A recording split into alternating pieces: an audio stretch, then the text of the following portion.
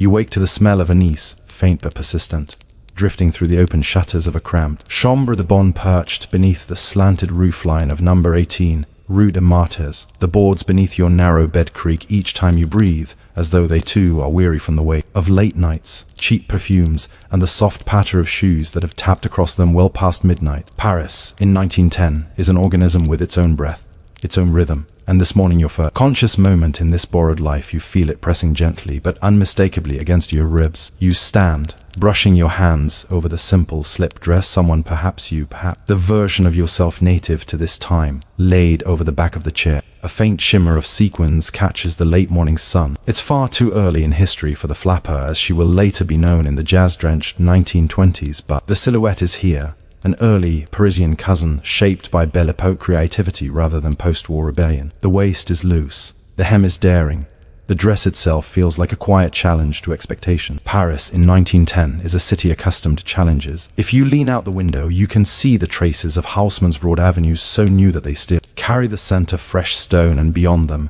the narrow passages that escaped his orderly designs. This neighborhood, tucked between Montmartre and the more bourgeois heart of the city, the place where cabaret singers rehearse behind closed shutters while laundresses beat clothes in the courtyards below. The city itself feels uneven, restless, and ready to burst into something new. And everywhere, including in the small glass sitting on your nightstand, there is absinthe. The absinthe already prepared in the typical ritual of the period. A small reservoir of pale green liquid, nearly glowing in the sun, sits beneath a perforated spoon.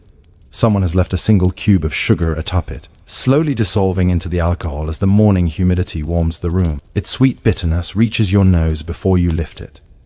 You've stepped into your role as a flapper before the word will exist, an early adopter of the freedoms that will later define an era. In 1910's Paris, such independence often begins not with slogans or grand acts of rebellion, but with simple decisions: where you drink, how you dress, and whether you show up to work at the atelier when you choose. This is where your story begins, not with drama, but with the quiet rituals of a working woman in an increasingly modern city. A morning shaped by absinthe and routine absinthes everywhere in Paris in the early 1900s. Known as la fée verte, the green fairyette, is the preferred drink of students, poets, seamstresses, philosophers, and dock workers alike. You taste it now, letting the bitterness settle on your tongue in a way that is both grounding and strangely cool. The stories you have heard about hallucinations are mostly exaggerations born of moral panic and heavy drinking, but its effects are different from wine or brandy. There is a clarity to it, a slight sharpening of edges and awareness.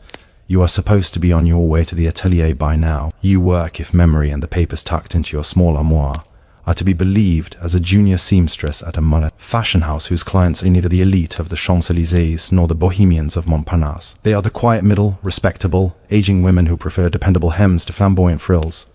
Your work is tedious, the pay is barely enough, but the job gives you an excuse to roam the streets of Paris and listen to the gossip that flows as freely as the absinthe. You step outside, the cobblestones uneven beneath your feet. The street is alive in a subdued, everyday way.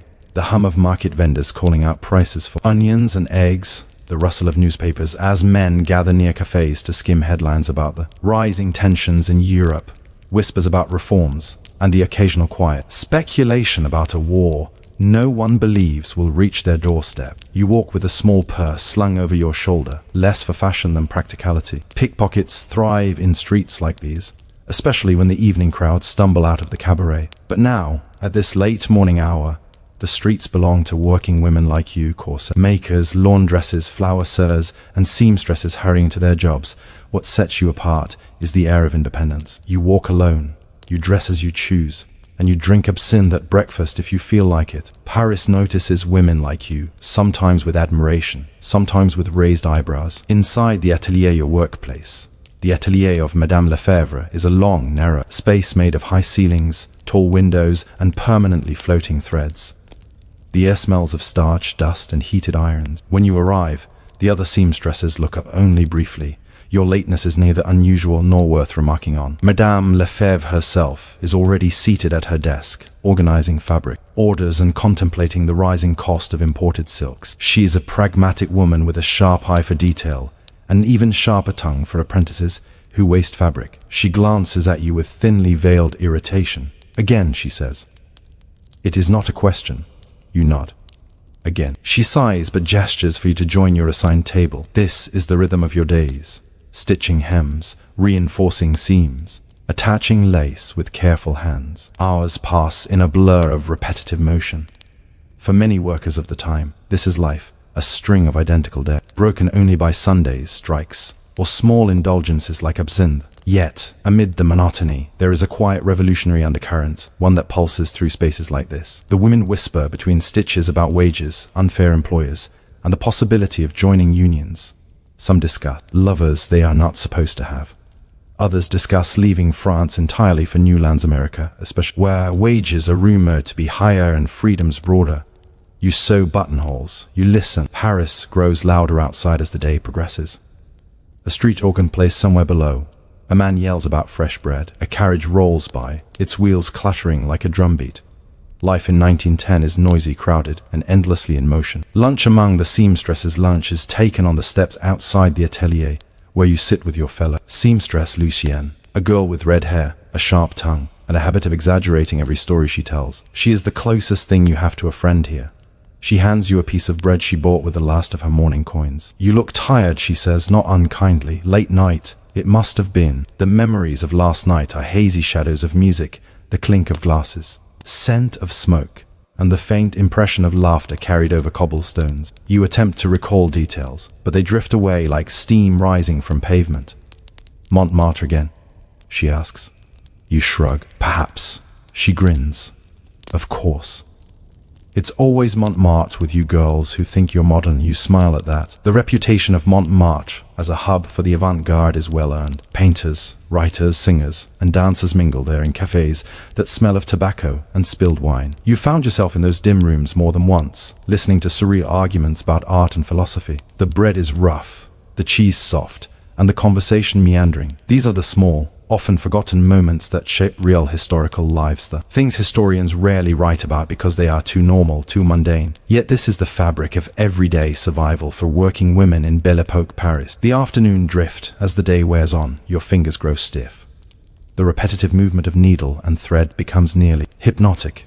In the corner, older seamstresses murmur about strikes in the garment district, a real possibility in these years of social upheaval. You listen with one ear, wondering if you would join such a strike, or if you would simply watch from the sidelines. You imagine yourself walking through the streets with a banner in hand, demanding better pay, safer conditions, and shorter hours. It feels bold. Too bold, perhaps, but Paris in the 1910s is a place where even silent rebellion can grow into something larger. As the sun begins to slip low in the sky, the atelier grows warm. Madame Lefebvre counts receipts. The other seamstresses tidy their tables. You feel the faint buzz of anticipation. The evening is yours again. And with evening comes absinthe. The walk home, the journey back to Rue des Martyrs is slower this time, more reflective. Vendors pack away their carts. Women carry baskets filled with turnips and cabbages. Men gather at cafe terraces, arguing about politics and art. You pass a poster plastered against a stone wall. It advertises the newest Montmartre cabaret show, promising illusions, music, and modern women. These posters are common, but something about this one makes you pause. The woman in the illustration is bald, standing with her chin high and her skirt slightly askew, as though she is in the midst of dancing or running or doing something that defies expectation. She looks almost like you. You stand there for a moment, contemplating the image. Is it admiration, curiosity, a strange sense of recognition, or something else entirely? Walking away, you sense the evening stirring around you. The cafes fill, the chatter rises, the sun dips behind the rooftops, casting long shadows across the street. The return to absinthe back in your tiny room. The air is cooler. The absinthe glass is clean now, waiting for the next ritual. You prepare it slowly, carefully, as though this simple act holds some deeper meaning. Water drips over the sugar cube. The liquid turns cloudy, a milky green swirling softly, until it settles into the familiar louche. You sip it. The bitterness settles into your bones. You lean back, staring at the ceiling beams. Life here is simple, but not easy, repetitive, but not empty. It is built on small routines and quieter rebellions, on choices that feel insignificant but are, in their own way, shaping the identity you carry. A flapper before the world even knows the word. You take another sip. Outside, the city hums. You feel that the night is leading you toward something subtle, perhaps, or something quietly transformative, something rooted not in spectacle, but in the ordinary rhythms of the life you've stepped into. What waits for you tomorrow? What new detail of 1910s Paris will reveal itself in the slow unfolding of your days here? Or perhaps the better question is this: as the absinthe settles and the night deepens, what part of this life will begin to change next? Evenings in Paris have a way of softening the harshness of daylight. The city exhales as the gas lamps flicker to life, each flame blooming like a small, stubborn flower along the avenues. You are used to these transitions now, this gentle fading from labor to leisure, from obligation to possibility. Yet tonight feels different, though you cannot explain why. Perhaps it's the absinthe lingering in your veins, or perhaps it's the faint pull of Montmartre gravity that seems to tug at every young, restless soul in the city. You stand before your small mirror, one hand steadying the sequin dress you've decided to wear. It is not new few things in your life are, but it carries the spirit of the early modern woman you are becoming, loose at the waist. Easier to move in, the kind of garment that invites dancing or wandering or revolutions of the smallest,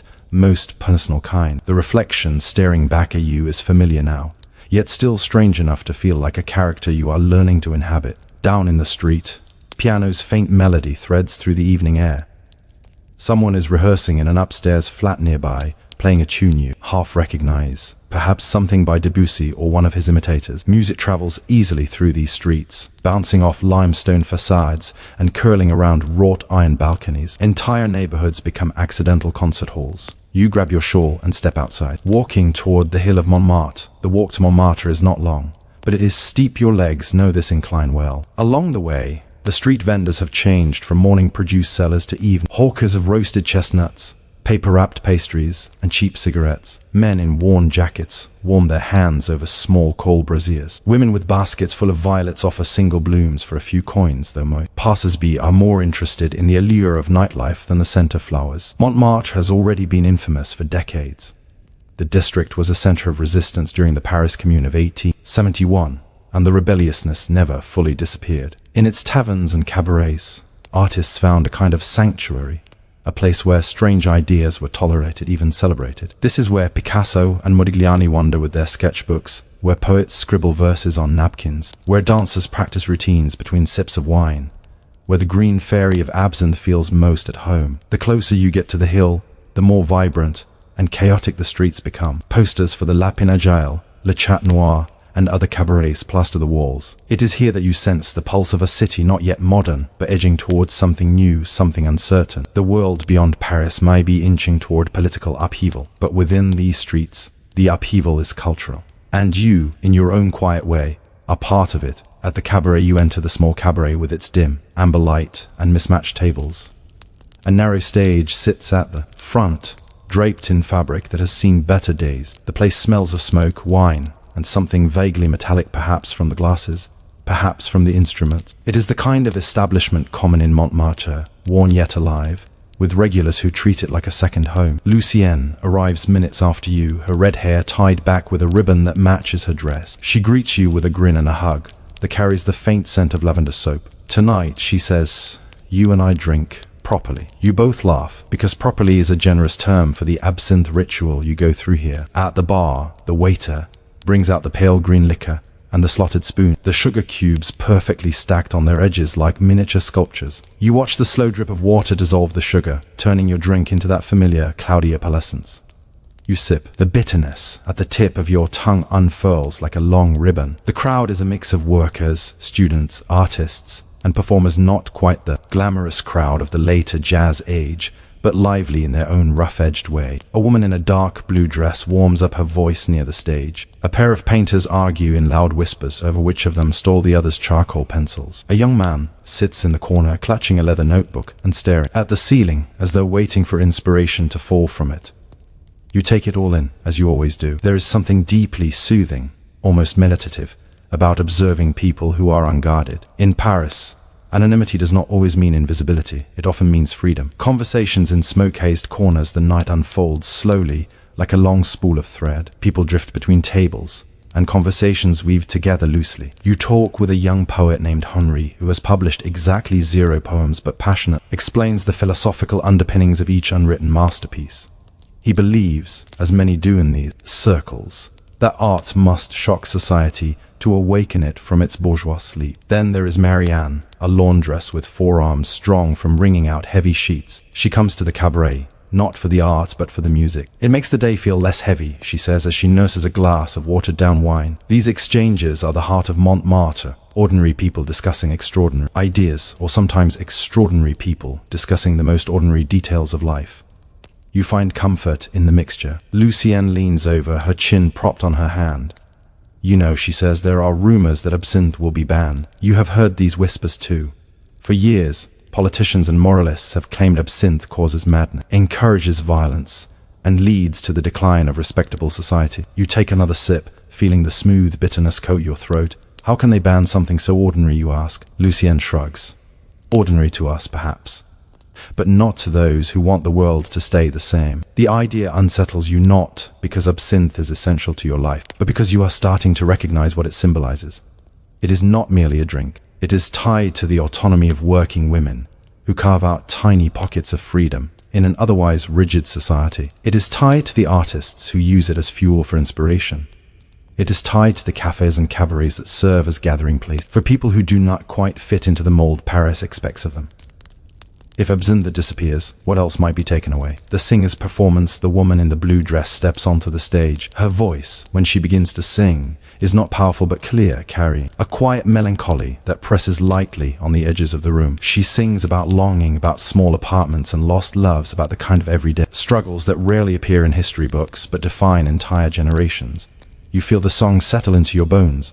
Around you, the audience shifts. Some lean forward, others close their eyes. You imagine that people in 1910s Paris must often experience this feeling, the recognition that life is imperfect, yet still filled with brief, luminous pockets of beauty. You wonder if this sense of stillness is what some historians mean when they describe the calm before a storm. A walk through Montmartre after midnight, the night grows late. The cabaret empties slowly as patrons drift out into the cool air. You and Lucienne leave together, stepping onto the cobbled streets that gleam faintly under the gaslights. The scent of roasted chestnuts lingers faintly in the air. Walk me home? She asks. You nod. It's safer this way. Even in Paris, even in a neighborhood famous for its artists, the dark corners can hide more than ideas. As you walk, you talk about the atelier, about Madame Lefebvre's relentless standards, about the rumor of a possible strike spreading among the garment workers, about the rising cost of fabric. These are the concerns that occupy much of your waking life, yet discussing them feels strangely comforting. They are tangible, real, manageable. Your route passes by the construction site of the Sacré-Cœur Basilica, still unfinished in 1910. The outline of its dome glows faintly against the night sky, towering overhead like a great pale sentinel. Lucienne pauses. Imagine it finished, she murmurs. You try. It is difficult, with scaffolding still clinging to the stone, but you can picture it vaguely grand, white, imposing, looking down at Paris from the highest point in the city. Do you think the world will be very different by then? She asks. You consider it. It will be different, you say slowly, but I'm not sure if it will feel different. She seems to like that answer. The quiet tension of the modern woman on the walk back to your own room. You feel the residual warmth of the night settling around you, music, conversation, absinthe, the lingering sense of belonging. Yet, beneath it all is something quieter and more complicated. The awareness that you are living at a moment when the role of women is beginning, inch by inch, to shift. You have seen newspaper articles discussing suffrage movements in England and the growing demands for better labor laws in France. You have overheard intellectuals in Montmartre debating the future of the modern woman, some with admiration, others with fear. You think of your own life, the freedom of choosing your clothes, the ability to walk alone at night, the right to spend your meager earnings as you choose. The evenings spent in cabarets, the conversations that feel bigger than your circumstances. These are small freedoms, yes, but they are real. You feel them growing like a quiet flame that refuses to go out. When you return to your tiny room on Rue des Martyrs, you prepare another glass of absinthe, not out of indulgence but ritual. The water drips slowly, the liquid swirling into its familiar cloudy bloom. You sit by the window and look out at the rooftops of Paris.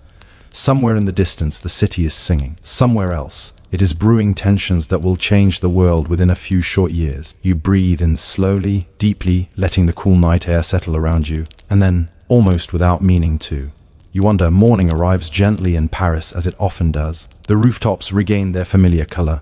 The chimneys exhale thin trail of smoke, and the streets below echo with the slow return of footsteps. But you wake with an unfamiliar heaviness today, something sitting in your chest like a weight that cannot be shifted. It isn't sadness or fear. It's the sense that something in your routine is on the brink of change. You rise from your narrow bed and glance out the window. The street is the same as always. The baker opening his shutters, the milkman shouting, a greeting to a neighbor, the slow plodding of a horse pulling a cart of deliveries. Yet beneath this everyday scene lies a faint tension, a subtle current, as though the city is preparing itself for a transformation no one can quite name. Your sequin dress lies draped over a chair, still catching the soft light. You touch it gently, remembering the cabaret's smoky glow, the singer's melancholic voice, and the faint echo of Lucienne's question about the future. You have lived many evenings like that one, but something about last night felt like a final chapter rather than another page. You prepare your absinthe with slow, deliberate movements. The ritual is familiar, comforting. Water trickles over the sugar cube, dissolving into the pale green liquid below. As it clouds into its cloudy bloom, you feel a tug of nostalgia for something that is not yet past. But before you can finish the glass, the sound of raised voices in the street pulls you back into the present. A stirring on Rue des Martyrs, you lean out the window. Women from nearby ateliers and laundries have gathered in small groups along the sidewalk. Their voices carry the urgency of quiet outrage. You recognize some of them faces you pass daily, though you have never spoken to many. What's happening? You call down to them. A woman with dark hair tied into a bun looks up. The garment workers are striking, she says. Some of the larger ateliers began yesterday. Madame Lefebvre has refused to close her doors.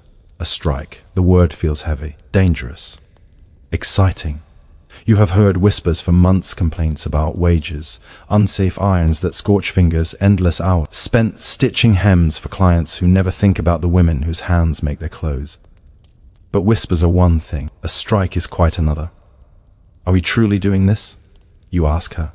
We are, she replies, at least most of us. You look toward the direction of the atelier. The building stands silent for now, but you know that inside, Madame Lefebvre is like pacing, strategizing, preparing to scold or fire any girl who does not show up. You glance at your dress, your small purse, your thin shoes. You think of your rent, your half-used spool of thread, your sparse pantry. Then you think of the women gathering outside, their expressions resolute. You think of the way Lucienne's voice trembled slightly when she spoke of the rising cost of living. You know your decision is made before you even fully consider it. You finish the absinthe in one soft swallow and head downstairs. Joining the strike, the air outside is cool and charged with quiet adrenaline. Women stand shoulder to shoulder, holding makeshift signs scrawled with message demanding fair wages, reasonable hours, respect for their labor. Some signs are careful and neat, sewn together from scraps of fabric. Others are simply chalk marks on cardboard. Lucienne spots you from across the crowd and rushes over, grabbing your hands. Thank goodness, she says, breathless. I didn't know if you'd come. Of course, you reply, though you realize it wasn't of course until the moment you saw these women gathered here. The crowd begins to move as more women join from nearby streets. You see older seamstresses, young apprentices, laundry workers with soap still on their sleeves and milliners with feathers in their hair from yesterday's work. This is not a grand march, no banners, no fanfare. It is a slow, determined procession of tired women who have finally reached their threshold. You walk through the district together, past cafés where men pause mid-sip to watch, past shopkeepers who step outside to whisper to each other, past children who mimic your purposeful stride with playful exaggeration. Some onlookers clap softly. Others remain silent. As you reach the larger boulevard, the crowd thickens. You realize the strike is far bigger than your small atelier. This is spreading across Paris, garment workers, laundresses, button makers, seamstresses of every kind joining together. A wave of quiet pride passes through you. Even if nothing changes, even if tomorrow everyone returns to work, this moment will stay with you.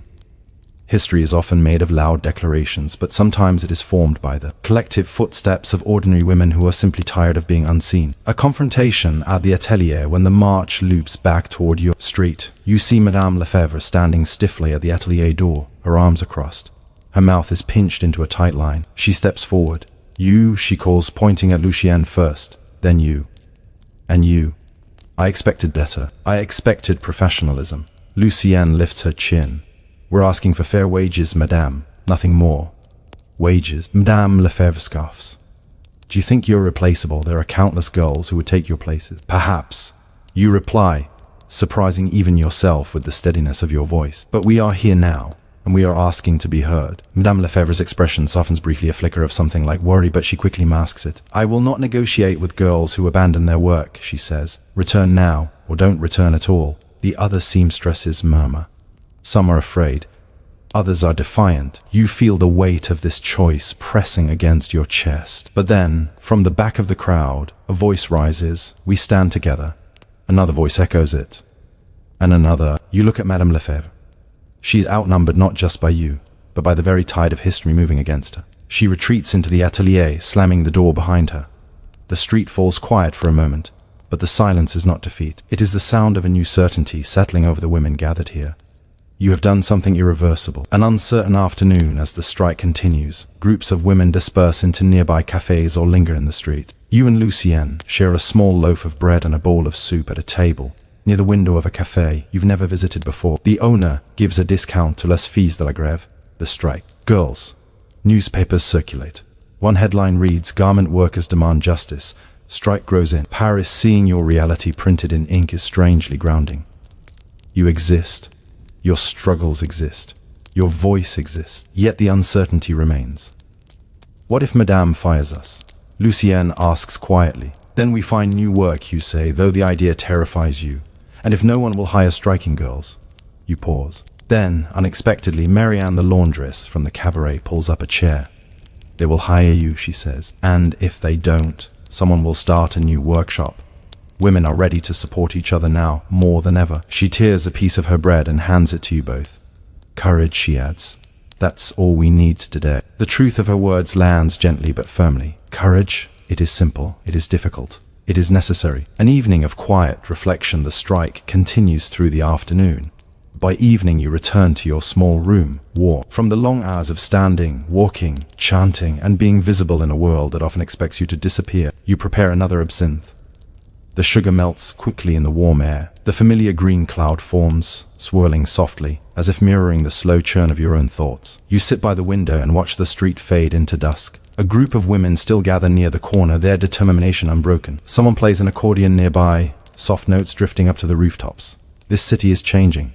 You can feel it, not in grand revolutions, not in record books, not in the halls of politicians or the speeches of generals, but in the small acts of defiance carried out by women like you, women who stitch hems, wash linens, sell flowers, and dream of a life where their voices matter.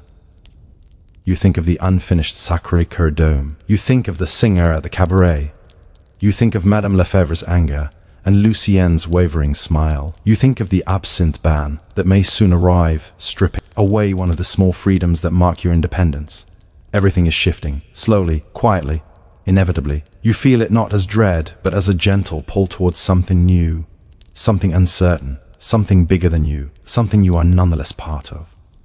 The absinthe glows faintly in the lamplight, a last warm ember of a fading era. You breathe in and wonder, when future generations look back at this time, at these small acts of ordinary defiance, will they see the beginnings of the world they inherit, or simply the quiet fading of another forgotten chapter in history? You wake in the small garret above the sorting office on Ludgate Hill in London. The wooden shutters rattle slightly in the early morning breeze, and the first light of winter struggles through the grime-streaked window panes. Your bed is little more than a straw-filled mattress on a simple frame, but it is your bed, and it smells faintly of candle smoke, damp wool, and the lingering aroma of yesterday's ink. In this garret, as in many others above London's workshops and offices, ordinary lives unfold in quiet, repetitive ways that seldom reach history books. Yet they shape the arteries of the city in ways far more profound than most realize. Today, as with most days, you rise before sunrise. The air is chill, carrying the scent of smoke from the chimneys lining the narrow streets below. You dress quickly in a plain linen shirt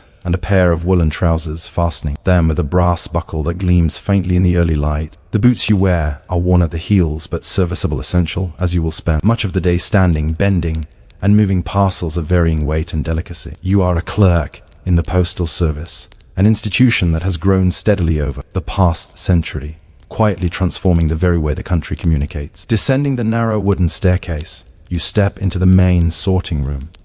The space is large and austere, walls lined with pigeonholes, shelves of ledgers, long tables scarred with years of ink spills, and knife cuts for opening letters. A thick, persistent smell of paper, ink, and wax pervades the room. Candles flicker along the walls, but the sun will soon illuminate the space fully, spilling light across the organized chaos of letters, parcels, and accounts. The clerks are already at work, their sleeves rolled up, quills in hand, tallying the contents of the morning sacks. You move toward your assigned desk, a simple wooden table near the window. On it lies a small stack of letters, each tied with string, each bearing a neat wax seal. Your job, seemingly mundane, is to record them meticulously in the ledger, noting sender, recipient, postage paid, and any annotations of importance. It is tedious work, yes, but it is the backbone of commerce, communication, and governance in Britain. Without clerks like you, messages of personal, commercial, and political importance would vanish into disorder. The ledger, and its secrets, the ledger itself,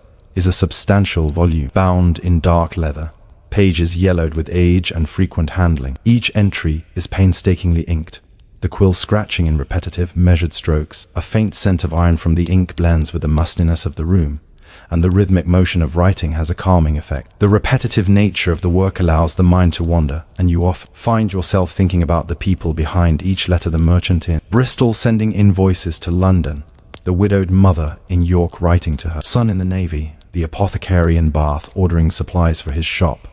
There are stories hidden in the ledger. Sometimes a clerk will note per urgent or per private next to a letter, indicate the nature of the message, the subtle hierarchies of communication. Occasionally, a misdelivered letter will arrive with an apology pencil in the margin, hinting at human error behind the otherwise rigid system.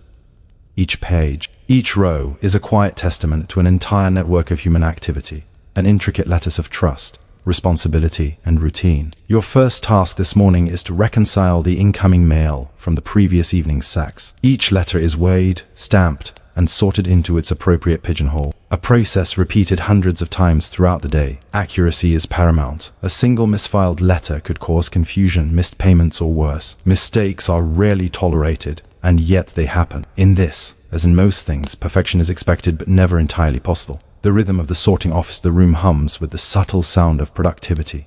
Scratch of quills, the murmur of clerks confirming details, the occasional sharp cough. The noise is constant but unobtrusive, a soundscape that blends into the background of your consciousness. Time in the office is measured not in hours but in cycles of activity. Opening letters, tallying accounts, sorting parcels, updating ledgers. This cadence dictates the rhythm of your day, providing structure and a sense of purpose even amid monotony. Occasionally, a messenger will arrive with a sack from a distant town or an estate in the countryside. You and your colleagues gather around, lifting the heavy bag, feeling the weight of message, some trivial, some essential, transferring responsibility from one pair of hands to another. It is a moment of shared labor, quiet acknowledgement of the system's fragility and the human effort required to maintain it. A missorted sack could mean a lost wedding invitation, a delayed contract, or a miscommunication between merchants that could cost pounds in profit. At mid-morning, a small bell rings, signaling the arrival of a high-priority dispatch. These are letters of state, correspondence from noble houses, or urgent commercial notes requiring immediate attention. The office shifts subtly. Clerks glance quickly at each other, their movements more deliberate, their tones quieter, their attention sharper. The ledger entries for these letters are recorded with extra care. Even amid routine, moments of intensity punctuate the day, reminding all present that this system is not merely about paper and ink. It is about the lives and fortunes of countless individuals across the country. Interactions beyond the desk. Though most of your day is spent with quill in hand, you are not isolated. Clerks converse quietly in the intervals between batches of letters, exchanging observations about postal routes, recent news, and the oddities of city life. One clerk recounts the recent misadventure of a mail coach that tipped over in the snow outside Cambridge, scattering parcels across the frozen field. Another shares a story of a letter addressed to the wrong county, discovered only after an arduous search through multiple offices. These tales, though mundane, provide amusement, perspective, and a reminder of the precariousness of the system you serve. Lunch is taken at a small wooden bench near the back of the office. Bread, cheese, and the occasional hunk of cold meat are eaten quickly, the conversation subdued but steady. You and your colleagues discuss postal reforms recently proposed by Parliament, new routes, standardized rate, and the possible introduction of penny postage, still a subject of debate among merchants and bureaucrats. The reforms seem abstract, almost distant, but you recognize their implications. A system that may soon allow correspondence to reach more people faster, more reliably, and more affordably. The thought is simultaneously exciting and intimidating. Efficiency may simplify life, but it also increases scrutiny, accountability, and expectation. Afternoon deliveries and the weight of responsibility. By mid-afternoon, the office grows warmer. faint scent of candle smoke mingling with the heat from the bodies moving in rhythm with their work. A courier arrives with a sack from London outskirts. You lift it with care, noting the strained expressions on the other clerks' faces as they guide it to the sorting table. Each parcel is opened, weighed, and logged.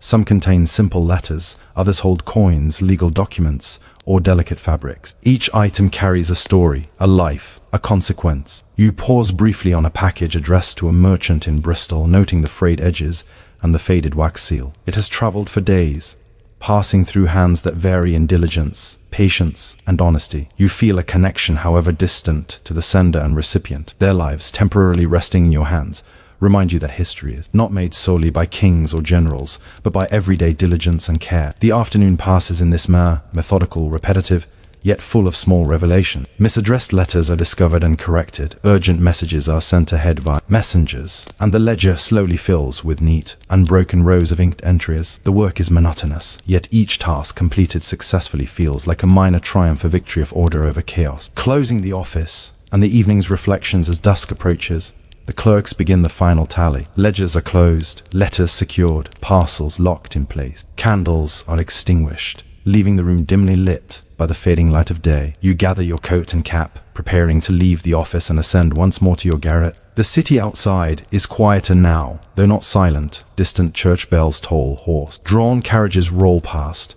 and occasional cries of street vendors echo faintly. Walking home, you reflect on the day. The routine, repetitive as it is, has carried immense significance. Without the careful efforts of countless clerks, messengers, and organizers, the web of correspondence that sustains commerce, governance, and personal connection would unravel. Ordinary work, often overlooked, sustains extraordinary systems.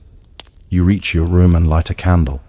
By its glow, you open a small journal, your own ledger of observations, separate from the official one, and record the day's events, noting patterns, frustrations, and small victories. The act of writing feels similar to your work with letters, a quiet means of imposing order, preserving memory, and making sense of life's constant motion. You consider the letters you handle today, some urgent, some trivial, some never destined to reach their intended recipients on time. Each carries a story, and together they form a subtle, often invisible, architecture of society. It is not glamorous work, it is not heroic, yet it is indispensable. And yet, as you close your journal, one thought lingers: how many of these letters will survive? How many stories, lives, and decisions will fade into obscurity simply because no one took note? And what does it mean to be the quiet observer of a system that shapes history without ever being remembered? The morning begins cold and damp, as it often does in London, with a fog so thick it hangs over the rooftops like a heavy woolen blanket. You step outside your garret and feel it immediately, the chill seeping through the thin soles of your boots and the cuffs of your linen shirt. The streets glisten with the residue of last night's drizzle, reflecting the dim glow of gas lamps that have not yet been extinguished. London, in the winter of the 18th century, is not a city of clarity, but of shadows and subtle movement, of details often overlooked yet crucial to the lives of those who navigate its streets daily. Today's task begins with the receipt of a new set of mail sacks arriving from the city's outer districts. These are brought by a line of riders and porters, faces streaked with grime from travel and rain. Each courier carries the responsibility of hours or days of travel,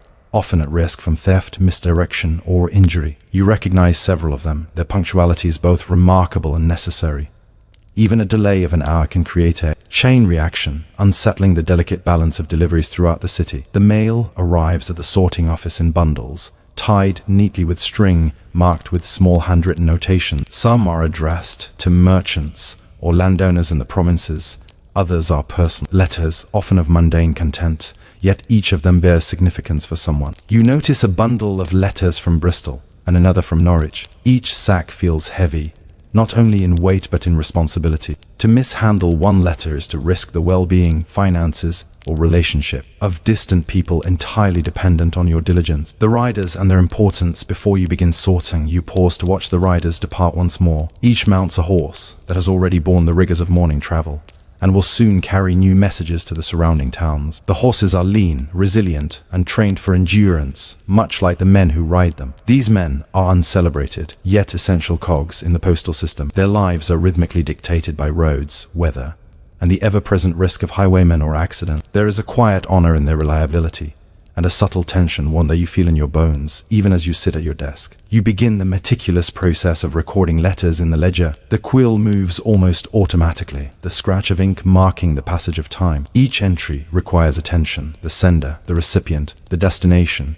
the postage paid, and any special instructions. A misrecorded letter might seem trivial, but its effects ripple outward. Trade agreements can falter, family connections can strain, and business partnership may collapse because one clerk failed to note the urgency of a single missive. Between entries, your mind wanders to the networks connecting each post office in Britain. Roads stretch across muddy fields and forests, over bridges and through villages. At every stage, other clerks, riders, and porters ensure continuity. The system is both remarkably robust and alarmingly fragile. A single misstep, a closed gate, a horse refusing to move, a sack drop into the mud can create confusion that echoes through days and weeks. The ledger is your shield against such chaos, a tangible record of accountability. Midday observations by mid-morning. The room is fully illuminated by daylight streaming through grimy windows. You notice the subtle hierarchy among clerks. Some, older and more experienced, move deliberately and with authority, issuing instructions and corrections to those who are less seasoned. Others, younger and eager, move quickly, occasionally making minor errors but learning from them. You occupy a middle position, competent enough to handle most tasks independently, but not yet entrusted with high-priority letters or complex accounts. The office hums with activity. A few clerks pause to whisper about news of the day, the latest parliamentary debates, the growing influence of merchants in Bristol, or rumors of unrest among labourers in Manchester. These snippets filter through the air like soft, invisible currents, unnoticed by the public but crucial to those within the walls of the sorting office. Information is a living thing here, moving from person to person, occasionally altered, occasionally amplified. The clerks are both its guardians and conduits. You handle a particular bundle of letters destined for the coast. Some are commercial, orders for goods, bills of exchange, or updates on shipping schedules. Others are more personal, a widow writing to her brother serving in the Navy, a farmer corresponding with his son apprenticed in London. Each letter carries with it a sense of urgency, whether financial or emotional. In a world without telegraphs or instant communication, these missives are the lifelines of ordinary people. To deliver them accurately and promptly is to maintain trust and stability in an otherwise unpredictable world. Complexity of postal routes. You spend part of the afternoon studying the ledger entries for distant destinations. Routes are not always straightforward. A letter to Edinburgh may travel through several post towns, Albans, Peterborough, York, before finally reaching the northern city. Each stage requires careful coordination between offices, with schedules based on hours rather than days. Miscommunication along a single leg of the route could result in delays of days, potentially affecting contracts, payments, or family connections. Understanding the network is as important as the physical act of writing in the ledger. Maps are consulted frequently, with clerks pointing to towns and discussing which paths are faster, safest, or most reliable depending on weather, road conditions, or seasonal traffic. You realize that every clerk is a historian and a geographer in miniature, memorizing routes, understanding postal geography, and interpreting subtle notes in each dispatch. These skills, though unremarkable on the surface, are vital. They allow the system to function with a surprising degree of reliability, even in the face of unpredictable variables such as flooding rivers, winter snow, or road collapses. A delivery mishap, a commotion, draws your attention. A sack from a nearby village has been misrouted, arriving at the wrong office. The clerks gather, examining the letters to determine the correct destination. One letter, marked per urgent, contains instructions for a merchant awaiting delivery of silk from France. The delay, though brief, has potential financial repercussions. You assist in re-recording the entries and ensuring the urgent letter is prioritized for immediate dispatch. Even minor errors demand swift correction. The consequences, while often unseen, ripple outward. The process of rectifying mistakes is familiar to you. Mistakes cannot always be prevented, but they can be managed. Attention to detail, calm deliberation, and coordinated action restore order. In these moments, the office feels less like a collection of individuals and more like a living organism. Each clerk a cell contributing to the whole. Afternoon reflections. By mid-afternoon, your hands ache from constant writing, your back stiff from bending over ledgers and letters. You pause to look around the room, observing your colleagues. Some are focused, faces set in quiet concentration. Others seem to drift slightly, minds wandering as their hands continue repetitive movements. The hum of activity persists. There is a strange satisfaction in this monotony, the knowledge that your work, though unseen by the broader world, is essential. Without it, commerce, governance, and personal communication would falter. You consider the people whose letters you handle. Who are they? What are they thinking, feeling, fearing? One letter is from a father in Bristol, writing to his daughter in London, expressing concern about the health of a family member. Another is from a ship captain, detailing cargo schedules. Their lives, brief glimpses of ordinary human existence, are temporarily entrusted to your diligence. You feel a quiet responsibility toward them, though most will never know your name. Evening and ledger closure. As dusk approaches, clerks begin to close the ledgers, secure the letters for dispatch, and prepare the office for the next day. The candles are extinguished, leaving only the dimming light of the city streets below. You gather your coat and step outside, feeling the evening chill in your bones. London hums quietly around you, the distant tolling of church bells, horse-drawn carriages making their way home, the occasional cry of a vendor packing up for the night. Walking back to your garret, you reflect on the day. The work was repetitive, yes, almost tedious but weird. But within it lies the skeleton of a functioning society. Each carefully recorded entry, each misrouted sack corrected, each note of urgency observed, contributes to a network that underpins commerce, government, and family life. You are part of a system larger than yourself, largely invisible, yet profoundly influential. You settle into your bed, tired but satisfied. You think of the letters still en route, the riders on distant roads, and the people who will receive news of importance tomorrow. Their lives are connected to yours in subtle, invisible ways. Without clerks like you, they would be disconnected, adrift in the uncertainty of a world without reliable communication. A final thought lingers as you drift towards sleep. How many of these letters will truly change lives? How many will arrive too late, be lost in transit, or forgotten by the very people they are meant to reach? And in recording them all, do you become the guardian of history, or merely a silent observer of its unfolding? The next morning begins as the previous days have. Fog hangs low over the rooftops, the scent of smoke, damp stone pervades the narrow streets, and the first light struggles through the grime on the windows. Yet today feels slightly different. Perhaps it is because of the accumulation of weeks spent in the sorting office, or because of a single letter you handled yesterday, marked urgent, that seems to linger in your mind. The ledger is open, quill ready, ink at hand, but your thoughts are elsewhere, on the ripple effects of the letter. You record, on the invisible threads you help maintain across the city, the countryside, and beyond. You descend into the sorting room. Clerks move efficiently, almost mechanically, in a rhythm that has been honed through months or years of repetition. The hum of activity is familiar, comforting even, though beneath it lies a subtle tension. Somewhere, perhaps in a distant town, a misrouted letter, a delayed sack, or a misread annotation could be creating small crises. You feel both a part of and apart from these events, a facilitator of communication, yet an observer of consequences you will never witness firsthand. Today's sacks arrive from towns farther afield, Norwich, Cambridge, and York. They are heavier, more cumbersome, and come with more elaborate markings, notation of urgency, personal notes from the postmaster, and stamps indicating payment. You pause to observe the porters unloading them, noting the care with which they handle each bundle. A single dropped letter could mean days of delay, a missed business opportunity, or the loss of news that someone has been waiting for weeks to receive. The postal network as a living system. You begin recording entries in the ledger. Your quill moves in deliberate strokes, the ink scratching across the page with rhythmic consistency. Each entry is meticulous, yet your mind wanders as you imagine the journey of each letter. A merchant's invoice will travel from London to Bristol, perhaps through St. Albans, then Oxford, and finally to a warehouse where it will be received and accounted for. A widow's correspondence to her son in the Navy may cross rivers, forests, and miles of uneven road before reaching the harbour town where he is stationed. Each piece of mail is a node in a vast network, connecting lives separated by distance, circumstance, and the limitations of human communication.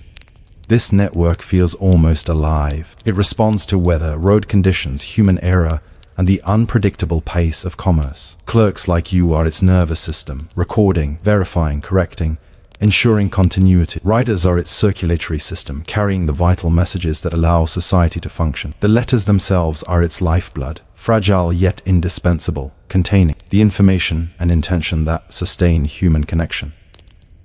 You pause over a letter marked per urgent. The recipient is a merchant whose shipment of fine silk has been delayed. You record it carefully, noting the sender, the destination, and the urgency. You wonder if, At this very moment, the recipient is pacing the floor, awaiting news that will determine whether a contract is fulfilled or lost. Your role in this chain of events is silent yet critical. Handling human error late morning brings a minor crisis. A letter intended for a distant estate has been mistakenly included in a local sack. The error is discovered quickly, and a clerk rushes to correct it. You assist, reviewing the ledger and confirming the intended route. The misrouted letter is a reminder of the fragility of the system.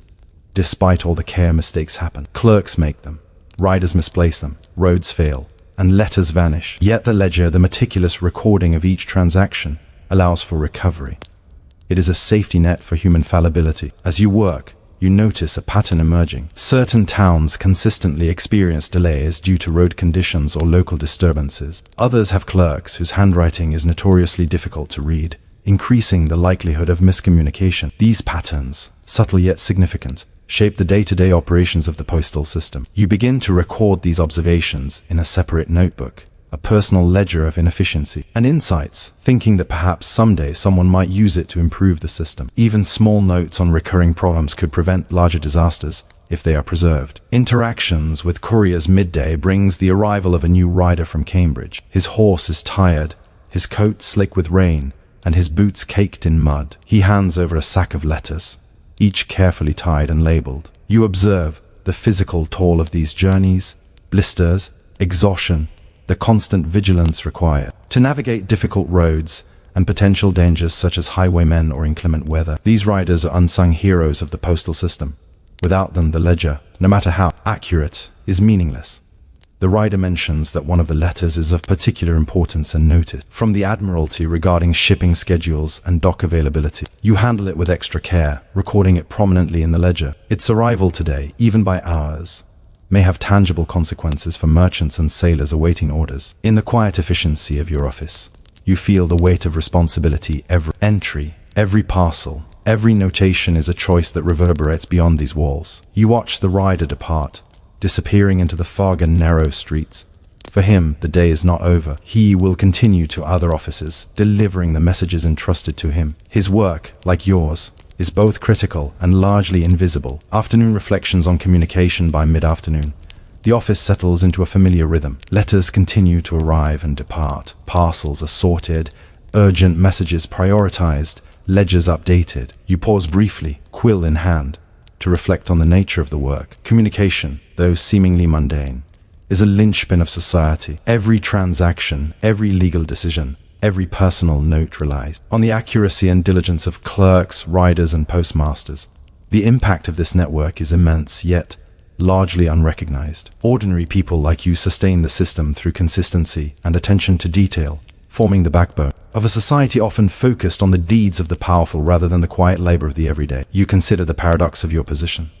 Your work is vital, yet almost invisible. The lives affected by your diligence will rarely, if ever, acknowledge you. You are a silent observer, a facilitator, a guardian of continuity. History moves forward, often unaware of the small acts that enable it to progress. Evening and ledger completion. As dusk falls, clerks begin the final tally. Letters are secured, urgent parcels prioritized, and the day's ledger entries reviewed. Mistakes are corrected, notes made for follow-up, and sacks prepared for evening dispatches. The office hums with a subdued energy, a quiet acknowledgement of a day's work completed. Candles flicker, casting shadows that stretch across walls lined with pigeonholes and shelves of documents. The air smells faintly of ink, wax, and paper, a comforting and constant reminder of purpose. You gather your coat and ascend to your garret. The streets of London are quieter now, though not silent. Horse-drawn carriages make their way home, vendors pack up, and distant church bells toll. You pause briefly, reflecting on the day, the letters handled,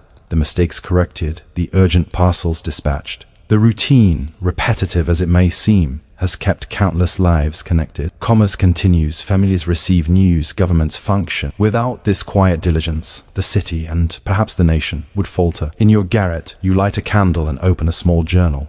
You write down observations, patterns, and reflections from the day. The act of recording mirrors your work in the ledger, an attempt to impose order, capture detail, and preserve continuity. You consider the letters still traveling across the country, their contents shaping lives unknown to you. Your hand moves steadily, capturing the invisible currents of history as they pass through ordinary hands. A quiet meditation on the flow of history as you prepare for bed. You contemplate the fragility and resilience of the postal system. It is built on repetition, diligence, and human attention, yet it is vulnerable to weather, error, and accident. Every letter is a tiny vessel of influence, and every clerk, rider, and postmaster is a custodian of countless potential outcomes. You wonder how many events in history hinge not on grand battles or speeches, but on the simple, often invisible act of everyday labor, on letters recorded correctly, parcels delivered on time, and information preserved against chance.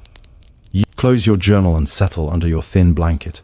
The candle flickers once more, casting long shadows across the room. The world outside continues, connected by networks you cannot see, sustained by acts you cannot claim. And yet, in this small room, you feel the quiet satisfaction of having contributed to a system that matters, however unacknowledged. A final thought drifts through your mind as sleep approaches. How many of the decisions, fortunes, and misfortune recorded in the ledgers of this office will shape the course of history without ever being noticed? And in preserving order among these letters, are you a participant in history, or merely its silent witness? You arrive at Flamborough Head on a grey morning, the wind whipping around the limestone cliffs with a cold persistence that seems to penetrate every layer of clothing. The lighthouse stands tall and solitary, its whitewashed walls streaked with salt and grime, the black lantern room perched at the top like a watchful eye. This is your post for the next year, a single structure, on a stretch of Yorkshire coast where the North Sea crashes against jagged cliffs, and where fog, storms, and winter nights will become your constant companions. The path to the lighthouse is narrow and treacherous, carved into the cliffside with loose stones that shift underfoot. The air is thick with the briny scent of the sea, mingled with the faint tang of coal smoke from nearby cottages. You pause at the base of the tower, looking up at the spiraling stone steps that ascend seemingly endlessly toward the lantern. Your chest tightens slightly, not from fear, but from the weight of responsibility you are about to assume. The lives of passing ships, the safety of distant sailors, depend in part on your vigilance. The lighthouse keeper who has served here before meets you at the entrance, a man weathered by decades of wind, salt, and routine. He shakes your hand firmly, his grip rough, calloused from handling ropes, oil, cans, and lanterns. You'll find the work monotonous at times, he says, but it's necessary. Every night, every hour, every glance from that lantern matters.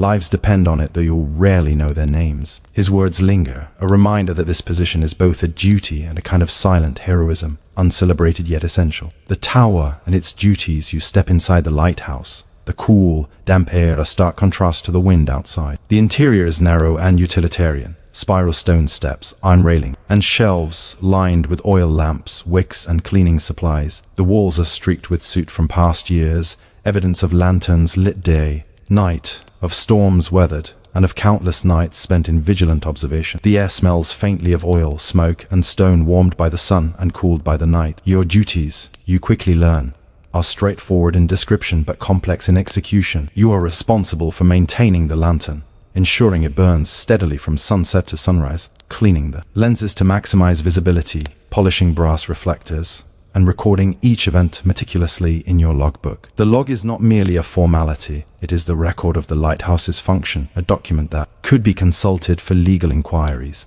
maritime investigations, or practical improvement. Accuracy is vital, yet it is the repetition and solitude that define the work.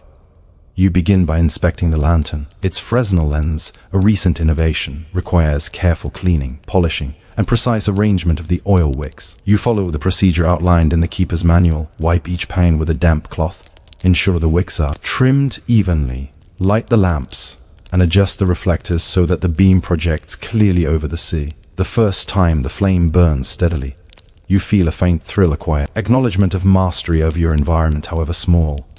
First evening observations. As evening falls, you climb to the top of the lighthouse, feeling the steps beneath your hands and feet, each stone worn smooth by decades of repeated passage. The North Sea stretches endlessly before you, grey and restless, waves breaking against cliffs and rocks below. Gulls wheel and call, their cries punctuating the wind. Ships are distant silhouettes, their sails pale against the dimming sky, and yet they rely upon your light to guide them safely past these dangerous shores. You take your place at the lantern, keeping watch as darkness deepens. The lamp burns steadily, the Fresnel lens magnifying and directing the glow into a beam that cuts through the gathering night. The wind howls around the tower, rattling panes and making the floorboards groan. Your coat is thick, your gloves woolen, yet you feel the cold in your bones. This is your post, and there is no relief until the sun rises. The sea waits for no man.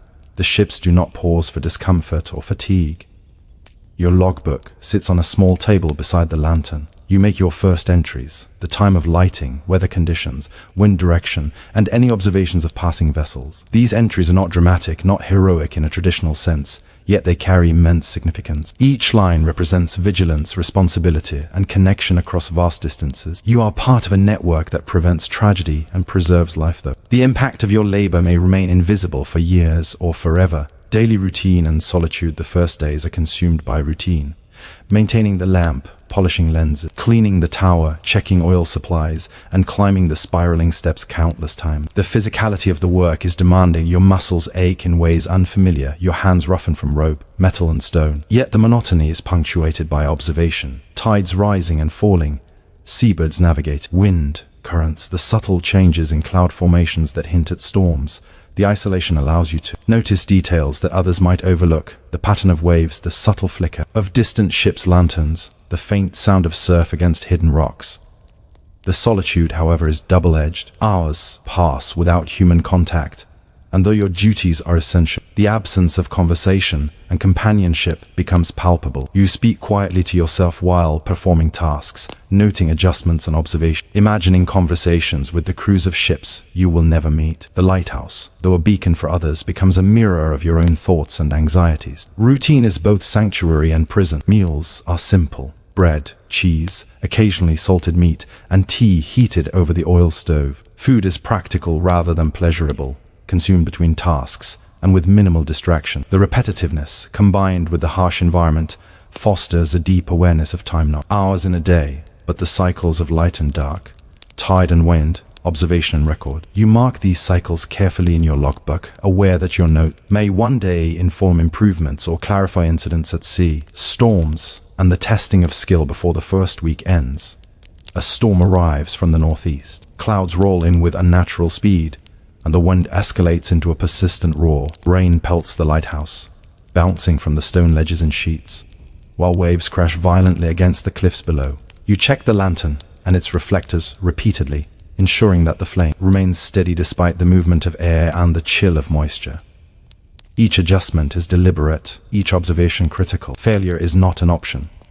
Lives depend on the light continuing uninterrupted. During the height of the storm, you climb to the lantern to observe the sea. You see dark shapes of ships struggling against the waves, their outlines barely discernible through the curtain of rain. The wind whips around you with the force of a living thing, yet you remain focused on the lamp, adjusting reflectors, maintaining fuel, and recording conditions. Every entry in the logbook feels heavier than usual, each observation a testament to the delicate balance between human diligence and natural forces. By dawn, the storm subsides, leaving a washed, bracing clarity over the cliffs and sea. You make your first post-storm entries: wind strength, tidal height, cloud cover, and any sightings of ships. You note the exhaustion in your muscles, the ache in your joints, and the damp in your clothing. Yet there is satisfaction. You have met the test of night and storm, and the lighthouse has fulfilled its purpose. The quiet weight of responsibility, even in calm weather, the weight of responsibility never fully lifts. Each night, as you climb to the lantern and light the lamp, you are reminded that vigilance is perpetual. A lapse of attention, a missed observation, or a small mistake could lead to disaster. The scale of consequence contrasts sharply with the simplicity of your tasks: trimming wicks, polishing glass, recording observation. This quiet tension pervades the lighthouse, giving routine and intensity invisible to the casual observer. At night, after securing the lamp for dawn, you sit by a small table with your logbook, reflecting on the paradox of your position. You are isolated, physically distant from society, yet intimately connected to the lives of countless sailors, fishermen, and merchants. The lighthouse serves as both your confinement and your conduit to the world beyond the cliffs. Every observation, every adjustment, every careful notation links you to events that may never be recorded elsewhere. You write in your journal, the meticulous routine of the lighthouse is not merely labor. It is an act of unseen stewardship, an intimate engagement with the natural world, and a quiet contribution to the safety and stability of society. The logs you maintain today may be consulted decades later, a record of diligence, storm, and Observation that preserves knowledge otherwise lost. The first night's reflection. As the first week draws to a close, you stand once more in the lantern, observing the North Sea stretching endlessly into darkness. The light cuts through the shallows, a thin, consistent beam against the uncertainty of the night. You think of the ships relying on it, the sailors whose lives might hinge on a single moment of attention, and the countless nights ahead of similar vigilance. This tower, this lamp, these logs, they are not glamorous, and they will not be remembered in chronicles or tales. Yet they carry immense significance. You descend the spiral steps for the last time before sleep, feeling the exhaustion of both body and mind. The lighthouse is silent now, the wind softened, waves a steady pulse against the cliffs. You place your journal beside the logbook and sit quietly, contemplate the solitude, responsibility,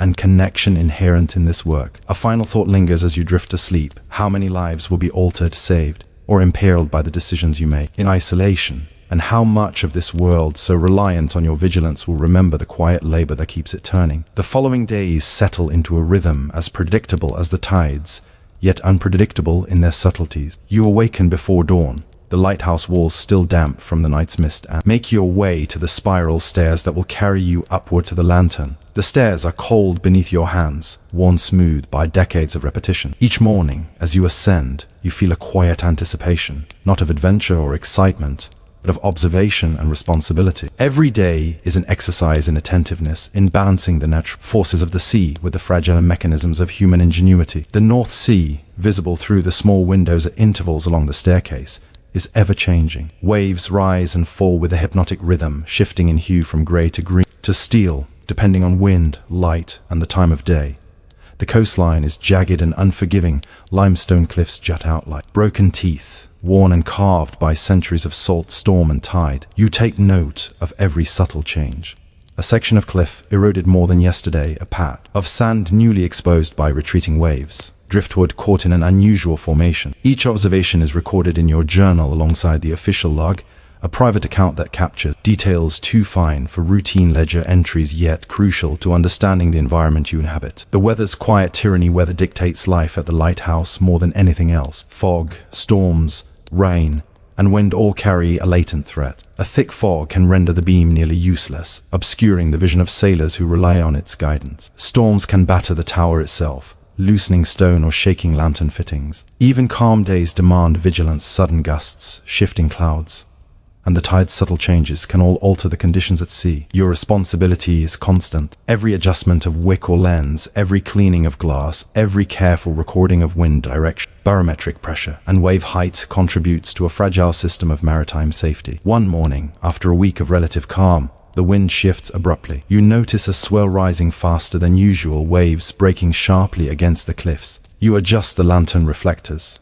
angle the beam slightly higher, and double-check the oil supply. Minutes later, the fog rolls in, dense and clinging, swallowing the cliffs, and transforming familiar surroundings into a disorienting grey void. You imagine the sailors navigating this treacherous stretch, unaware of the human labor keeping their path visible. Your hand tightens on the railing as the wind howls, the beam slicing intermittently through the fog. This is the quiet terror of your work, the knowledge that a small lapse could have devastating consequences, yet the impossibility of fully controlling nature. The rhythm of observation, even during fair weather. Observation demands discipline. You measure tides, note the cloud formations, listen to the subtle shift in wind and wave sounds, and mark the times when ships pass the headland. Your logbook becomes a detailed record of these elements, a cumulative account that over months will reveal patterns otherwise invisible. The repetition is meditative, almost hypnotic. You find yourself attuned to the minutiae, the slight tremor of a wave against the rocks, the way light refracts through morning mist, the distant cry of gulls signaling changing winds. Each observation reinforces your connection to the environment, while simultaneously reminding you of your vulnerability. You record the passing of a small schooner, its sails full, navigating the headland carefully. The crew is likely unaware of the presence of the lighthouse, but your beam ensures they clear the rocks. You wonder briefly about their destination, the cargo they carry, the lives aboard. These thoughts occupy your mind more often than you expected when you first arrived. The lighthouse, initially a mechanical post, becomes a lens through which you observe human activity at sea, commerce, labor, risk, and survival. Even in solitude, you are entwined with the lives of others, an unseen guardian influencing their fates. Maintenance and physical labor. Much of your day is spent not merely observing but maintaining the tower itself. Steps must be scrubbed, metal fittings greased, glass cleaned, and oil reservoirs replenished. The labor is repetitive, physically demanding, and often uncomfortable. Your hands become calloused, your back stiff, and your boots worn thin from constant movement. Yet, this labor is essential. A neglected wick, a dirty lens, or a loose reflector could reduce the effectiveness of the light, endangering those at sea. The lighthouse is also vulnerable to the elements. Storm can loosen masonry, rain can seep into cracks, and the wind can rattle the lantern room in ways that test its structural integrity. Each repair, no matter how minor, is a quiet affirmation of diligence and foresight. You work systematically, prioritizing critical tasks while noting smaller concerns for future attention. Over time, the tower becomes less an abstract structure and more a living entity, its rhythms, weaknesses, and strengths intimately familiar to you. The interplay of isolation and connection. Solitude is both a companion and a challenge. Days pass with only the wind, sea, and gulls for company, punctuated by rare visits from passing fishermen or tradesmen delivering supplies. Human contact is infrequent, yet profoundly valued. Each interaction, whether brief instructions from a visiting inspector, a conversation with a fisherman about tides, or the delivery of letters from family, is marked with an intensity born of scarcity. The isolation amplifies both observation and reflection. You become acutely aware of the dependency others have on your vigilance, even as you experience the profound quiet of your own thoughts. Despite isolation, there is a network of communication extending beyond the lighthouse. Logbooks, official reports, and letters transmitted by travelers or postal service ensure that your observations contribute to broader knowledge. Changes in tides, storm damage, or unusual maritime conditions are noted, influencing decisions far beyond the headland. Though invisible to most, your work shapes the conditions for navigation, commerce, and safety along the Yorkshire coast. Personal reflection and adaptation. By the end of the week, you begin to adapt to the unique rhythm of lighthouse life. You wake with the sun, monitor the beam at dusk, and maintain the structure with deliberate care. The monotony, initially oppressive, now offers a meditative quality, allowing you to notice patterns and subtleties invisible to the untrained observer. You record minor details with the precision of habit: wind direction, cloud formation, tide height, lantern efficiency, and even the presence of particular seabirds. Over time, these small notes accumulate into a comprehensive portrait of the environment, a personal archive complementing the official log. You begin to understand the subtle interplay of human and natural systems. Ships rely on your vigilance. Your observations inform broader maritime knowledge. The lighthouse, though solitary, is a nexus connecting labor, observation, and safety. Each task, no matter how seemingly trivial, has consequences beyond your immediate awareness. You are part of a continuum: predecessors who maintain the tower, sailors who navigate by the light, and successors who will one day inherit the logs and lessons you record. Evening reflection. At night, after securing the lantern and completing your official log entries, you sit by the window, observing the vast expanse of the sea. Waves crash rhythmically against the cliffs, gulls settle on ledges, and the wind whispers through the rocks. The beam of the lighthouse sweeps over the dark waters, a silent guardian in the night. You write in your journal, noting patterns, reflections, and the quiet exhilaration of mastery over a small, isolated domain. The solitude allows contemplation, while the work itself reinforces the significance of diligence and responsibility. Evenings are quiet but contemplative. You consider the sailors relying on the light, the ships whose crews trust your attention, and the delicate balance of natural forces and human effort. Your role is invisible yet vital, repetitive yet profoundly consequential. The work demands patience, precision, and vigilance, a testament to the often overlooked labor sustaining lives far beyond your immediate sight. A lingering thought remains as you prepare for bed. How many lives will intersect with this beam of light without ever knowing it? And how much of history relies on the quiet vigilance of those who labor unseen, whose records may never be celebrated, yet whose impact is felt across time and distance?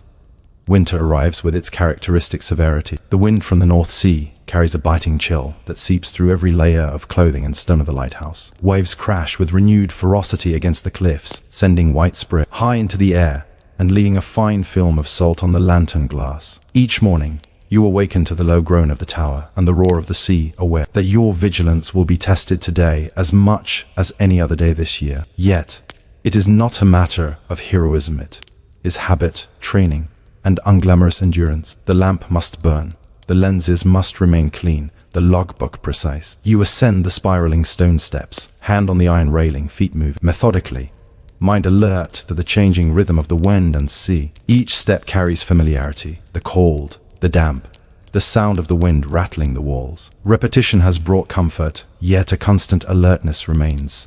Quiet acknowledgement that nature is indifferent to routine or habit. A lapse in attention, no matter how small, could imperil those far below. The responsibility weighs, invisible but tangible. As you reach the lantern room and inspect the flame, the wicks are trimmed, oil reservoirs replenished, lenses polished to clarity. The light burns steadily against the storm-darkened horizon. Storms and the test of vigilance one evening. A storm escalates beyond anything you have previously experienced. Rain lashes the lantern windows at a near horizontal angle. Wind gusts threaten to shake the tower, and the sea churns violently against the cliffs. You climb to the lantern room repeatedly, checking for leaks, tightening fittings, and adjusting the reflectors. Each action is deliberate. Mistakes could have consequences that extend far beyond this solitary post. From the top of the tower, the sea appears to boil waves, folding over one another, spray whipping into the lantern glass. You imagine the crews of nearby vessels, struggling against wind and tide, wholly dependent on the light that you maintain. There is no applause for this vigilance, only the silent satisfaction of duty fulfilled.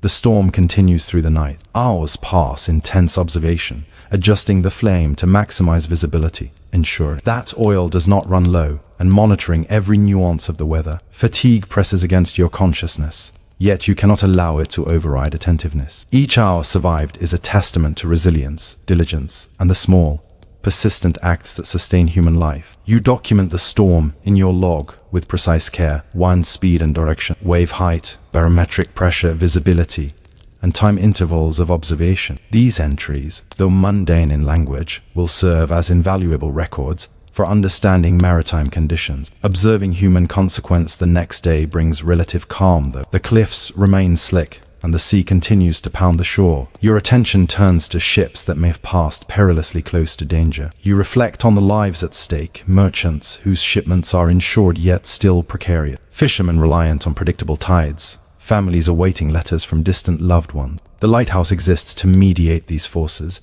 an intermediary between human endeavor and natural indifference. Each log entry you make, each lens you polish, each wick you trim, is part of this negotiation. A small schooner passes near the headland, its sails taut against the breeze. You note the vessel in your log, along with its direction and approximate time. You consider the crew. Their names, fears, and intentions are unknown to you, yet you play a silent role in their survival. The connection is indirect yet profound, a quiet thread tying your solitary labor to lives unfolding far beyond your view. The lighthouse is a conduit through which diligence, observation, and human responsibility extend into the unpredictable world beyond stone walls and lantern glass.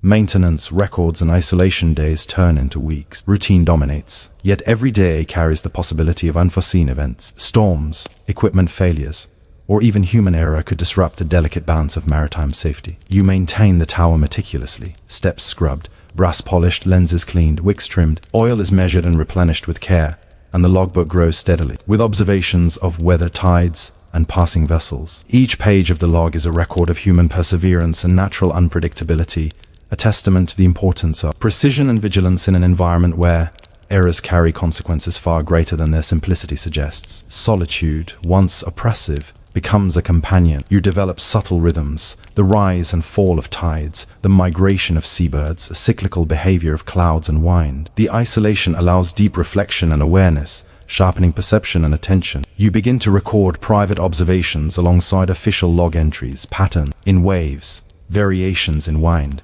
even the presence of particular birds and driftwood. These details may appear trivial, yet they inform understanding of the environment and enhance your capacity to predict conditions and safeguard life at sea. The interconnectedness of labor. The lighthouse does not operate in isolation. It is part of a broader network of maritime communication and safety. Neighboring lighthouses, harbor lights, postmasters reporting ship arrivals, and merchants relying on timely delivery of goods. Your records contribute to this network, creating a historical record of environmental conditions, human diligence, and maritime activity. In this Your labor is simultaneously invisible and indispensable. The world beyond the cliffs depends on your attention in ways largely unseen.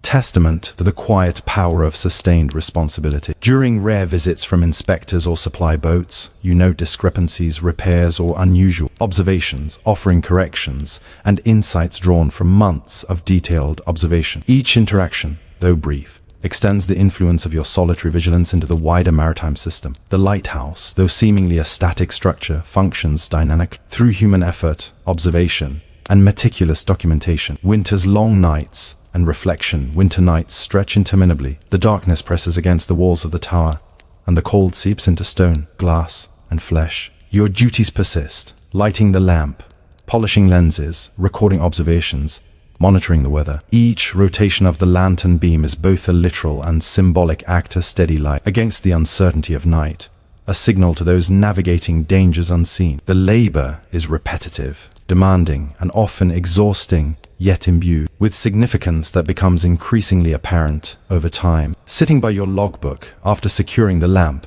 you reflect on the paradox of the lighthouse. Isolated yet essential, repetitive yet consequential, mundane yet life-preserving. Every observation, every maintenance task, every careful record contribute to the survival and safety of lives far beyond your immediate perception. You realize that history is not only shaped by grand events but by the quiet diligence of ordinary individuals, whose labor underpins the safety, commerce, and communication of society. The quiet heroism of routine as spring approaches, the storms lessen, and the rhythms of the sea become more predictable. You continue your daily work with a sense of mastery and subtle pride. The lighthouse is a domain of small victories, the beam maintained, lenses polished, the logs accurate, and the tower structurally sound. Yet the labor is quiet, largely invisible to the broader world. Recognition is absent, yet the stakes are high. Every life preserved, every ship guided safely past the cliffs is a testament to routine executed with diligence and care. You write in your journal of these reflections,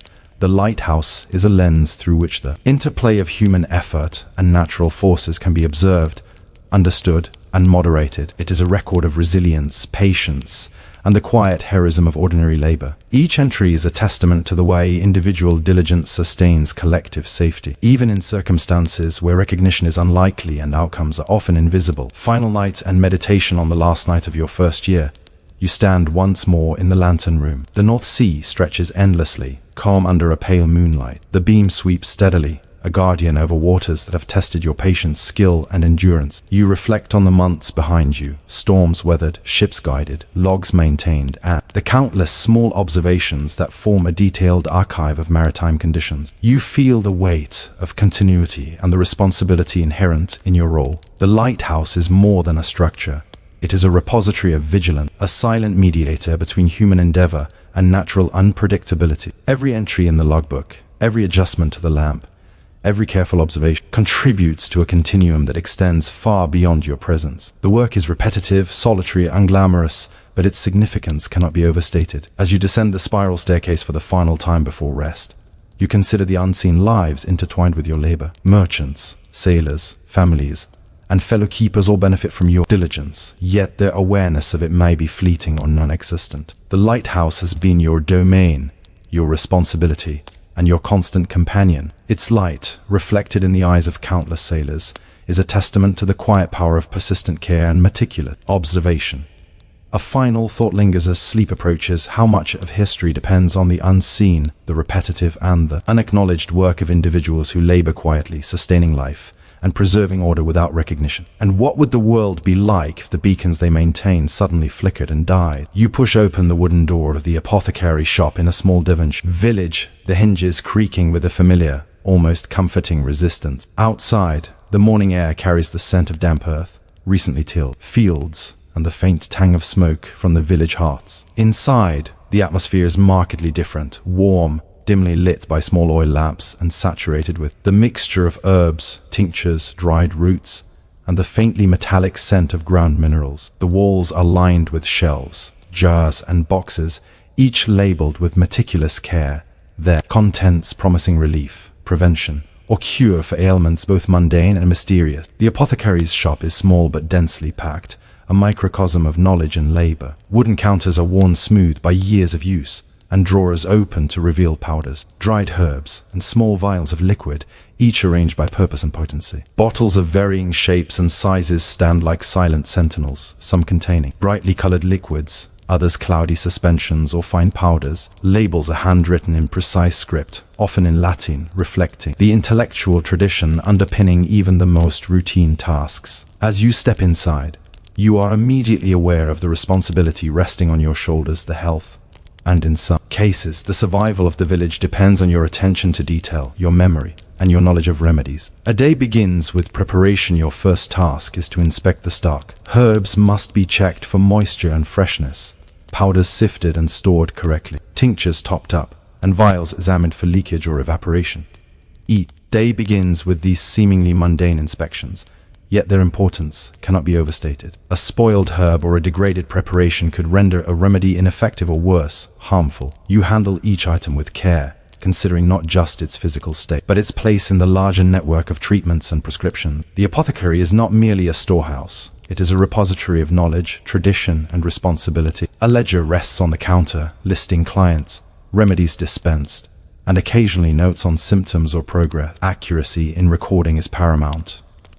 Misrecording a dose or a preparation could result in ineffectiveness or danger. You check yesterday's entries, ensuring that quantities, names, and observations are correct. Each client's health is tied to the precision of your work, the care with which you measure, mix, and advise. This ledger is not only a practical tool, but a chronicle of life in the village, capturing small but meaningful details of illness, recovery, and human resilience. The rhythm of dispensing remedies. By mid-morning, villagers begin to arrive. They enter quietly, often with visible discomfort, sometimes with vague complaints, other times with precise symptoms they have observed in themselves or family member. You greet each with the same calm attention, listening carefully as they describe ailments, noting details that may influence preparation or dosage. Some symptoms are familiar: coughs, fever, minor wounds, or digestive complaints. Others are unusual, prompting careful thought, consultation of texts, or experimentation with combinations of remedies that have been tested over years of practice. Preparation is a tactile, precise process. You measure powders using scales and weights, grind roots with a mortar and pestle, mix liquids with steady hands, and combine herbs in exact proportion. Some remedies are simple: a soothing syrup, a herbal infusion, or a topical ointment. Others require layering of processes, such as infusions, distillations, or compound preparations, each step carefully documented in your ledger. The work is methodical, repetitive, yet the stakes are tangible. Each preparation is intended to restore health, alleviate pain, or prevent the progression of disease. Lives may not always hang in the balance, yet comfort, recovery, and the continuation of daily labor often do. Observation and diagnosis, a particularly common task, is observing subtle signs of illness. You note skin color, pulse, breathing, posture, and general demeanor. These observations guide the choice of remedies. A feverish child may require a mild cooling syrup, while a laborer with persistent cough might benefit from a combination of herbs to soothe the lungs and expel phlegm. You weigh each symptom, cross-reference with prior knowledge and experience, and select remedies accordingly. Mistakes are rarely catastrophic, but repeated errors or inattention could undermine trust and effectiveness. Your role requires patience, diligence, and an attention to small but significant details. Some clients are repeat visitors, their ailments chronic or recurring. For them, the apothecary serves as a record keeper, healer, and sometimes counselor. You maintain notes on their progress, reactions to remedies, and personal habits that may influence health. Over time, these records form a nuanced understanding of individual and communal health patterns. You notice correlations between diet, labor, weather, and disease. These observations, mundane as they may seem, are the foundation of practical medical knowledge in the village. The subtleties of herb and preparation. Herbs, roots, and minerals each have specific properties, some well known, others less so. You handle chamomile for digestive complaints, foxglove for heart condition, willow bark for pain, and garlic or onion as general antiseptics. Each preparation requires knowledge of dosage, timing, and method of administration. An ointment too concentrated may irritate, a decoction insufficiently steeped may fail to act. You grind, infuse, boil, and mix, always attentive to consistency, color, aroma, and texture. The work is repetitive, yet each repetition carries importance. A subtle difference in texture or smell may indicate a problem in preparation, or suggest a refinement for future use. You consider the source of each herb, Some are grown in the apothecary garden or collected from nearby fields. Others are imported from distant regions, arriving through networks of trade that stretch beyond the village. Their provenance is recorded, both for practical reasons and as a testament to the reach of human knowledge and resourcefulness. Every ingredient tells a story of cultivation, collection, transport, and the labor of countless individuals who made its presence in your shop possible. Evening reflections. As evening falls, you clean tools, store remaining remedies, and review the day's ledger entries. The apothecary becomes quiet, the warm, herbal-scented air thick with the memory of preparation and consultation. You consider the village, the lives touched, the ailments alleviated, the advice given, and the subtle patterns observed over weeks and months. The work is repetitive, seemingly ordinary, yet profoundly significant. You are not only a dispenser of remedies but a chronicler of daily life, a silent observer of human resilience, and a participant in the ongoing negotiation between health, labor, and environment. Before leaving the shop, you prepare for the next day, measuring dry herbs, ensuring tinctures are replenished, and reviewing the ledger for any notes requiring follow-up. The meticulous preparation mirrors your earlier observations, reinforcing the rhythm of diligence and care. Though the work may appear mundane, it holds weight, consequence, and quiet dignity. A final thought lingers as you extinguish the oil lamps and step outside into the cool evening air. How many of the remedies prepared here will alter the course of a life, ease suffering, or prevent illness without anyone remembering the hands that made them? And how much of the village's survival depends on this quiet, largely invisible labor? The next morning, you awaken to the muted sounds of the village, roosters crowing in the distance, the creak of carts on cobblestones, and the faint rumble of the river beyond the fields. The apothecary awaits, quiet but brimming with responsibility. You step inside, immediately greeted by the familiar mix of dried herbs, tinctures, and polished glass. The day begins as all days do, with inspection, preparation, and reflection on the ongoing labor that sustains both health and continuity in the village. You begin by checking the inventory. Roots must be dry, leaves free from mold, powders free from clumps, and liquids at proper consistency. Even minor deviations could alter the effectiveness of a remedy. Herbs are delicate, sometimes fragile, and must be stored in precise conditions. Moisture, heat, or dust could render them ineffective, even dangerous. Each container is handled carefully, labeled, and catalogued. The work is repetitive, yet each task carries significance. The safety, recovery, and well-being of the villagers depend on your diligence. The daily flow of clients. By mid-morning, villagers arrive. Each presents a unique case, sometimes familiar, often surprising. A farmer complains of persistent fatigue and joint pain, possibly from long hours in wet fields. A housewife seeks relief for her child's recurring cough. An elderly man requests a tonic to aid digestion. Each interaction demands careful listening, observation, and judgment. You weigh remedies, consider dosage, and sometimes improvise minor adjustments based on prior experience and recorded outcomes. You grind roots in the mortar, carefully measuring powders on scales, mixing liquids with steady hands. Some preparations are simple, herbal teas, poultices, or syrups. Others require layering, tinctures infused over days, compounds that must be combined in precise order, and ointments adjusted to texture and potency. The work is deliberate, and deliberate repetition is essential. A single miscalculation could have consequences ranging from ineffectiveness to potential harm. Your ledger records each preparation, the client, the remedy, the method, and often your notes on symptoms or expected outcomes. Patterns of illness and observation over weeks. Subtle patterns emerge. Certain ailments recur with the seasons. Digestive complaints increase during damp winters. Skin irritation appear after prolonged sun exposure. Coughs and fevers are more frequent during cold snaps. You note these patterns carefully, cross-referencing with previous entries. This collection of observations, mundane though it may appear, forms a rich archive of village health. In a time before standardized medical data, such records are invaluable. They inform decisions, guide preparations, and allow small refinements in remedies that improve outcomes over time. You also notice correlations between labor, diet, and health. Farmers working long days in wet fields develop specific joint pains and skin irritation. Shepherds exposed to cold winds often present with respiratory discomfort. Housewives carrying out repetitive tasks report fatigue and muscular strain. The remedies must account for context. A treatment for cough may include nourishment, rest, and supportive herbal teas, not simply a symptomatic cure. Each intervention is an intricate balance of science, observation, and intuition. Interaction with knowledge beyond the village. The apothecary shop is more than a repository of herbs. It is a node in a broader network of knowledge.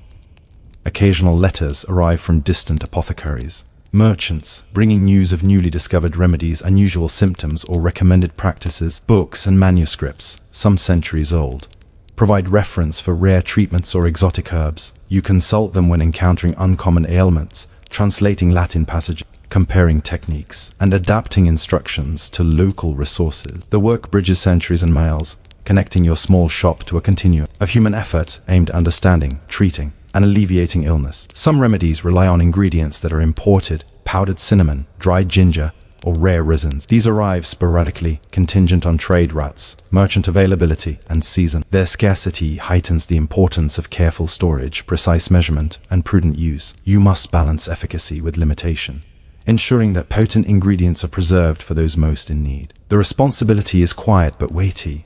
Your decisions ripple through the lives of the villagers in ways often invisible. The apprenticeship of observation. Occasionally, a young apprentice joins the shop, observing your work, taking notes, and assisting with basic tasks. Their presence requires patience and teaching. You demonstrate the grinding of roots, the mixing of tinctures, and the meticulous notation in the ledger. The repetition of tasks becomes an opportunity for instruction, as well as reflection on your own methods. Teaching consolidates your own understanding, reinforces discipline, and ensures the continuity of practice. The apprentice may never fully appreciate the full scope of responsibility until years later, yet the foundation laid in these mundane days is crucial for sustaining the health of the village over decades. You emphasize the importance of observation over rote repetition. A slight change in color, texture, or odor may indicate spoilage or potency. An overlooked symptom might alter the choice of remedy or dosage. The apprentice learns that medicine is as much about patience, attention, and judgment as it is about knowledge of herbs and recipes. Unseen labor and quiet diligence. As afternoon arrives, you tidy the shop, ensuring tools, scales, and shelves are clean. Remaining remedies are stored safely, and the ledger is reviewed once more for accuracy. The day's labor, though repetitive, has maintained continuity and reliability. Villagers have been attended to, preparations executed, records updated, and knowledge preserved. The shop functions not merely as a place of commerce, but as a site of communal health, resilience, and continuity. Your labor, largely invisible, has tangible consequences.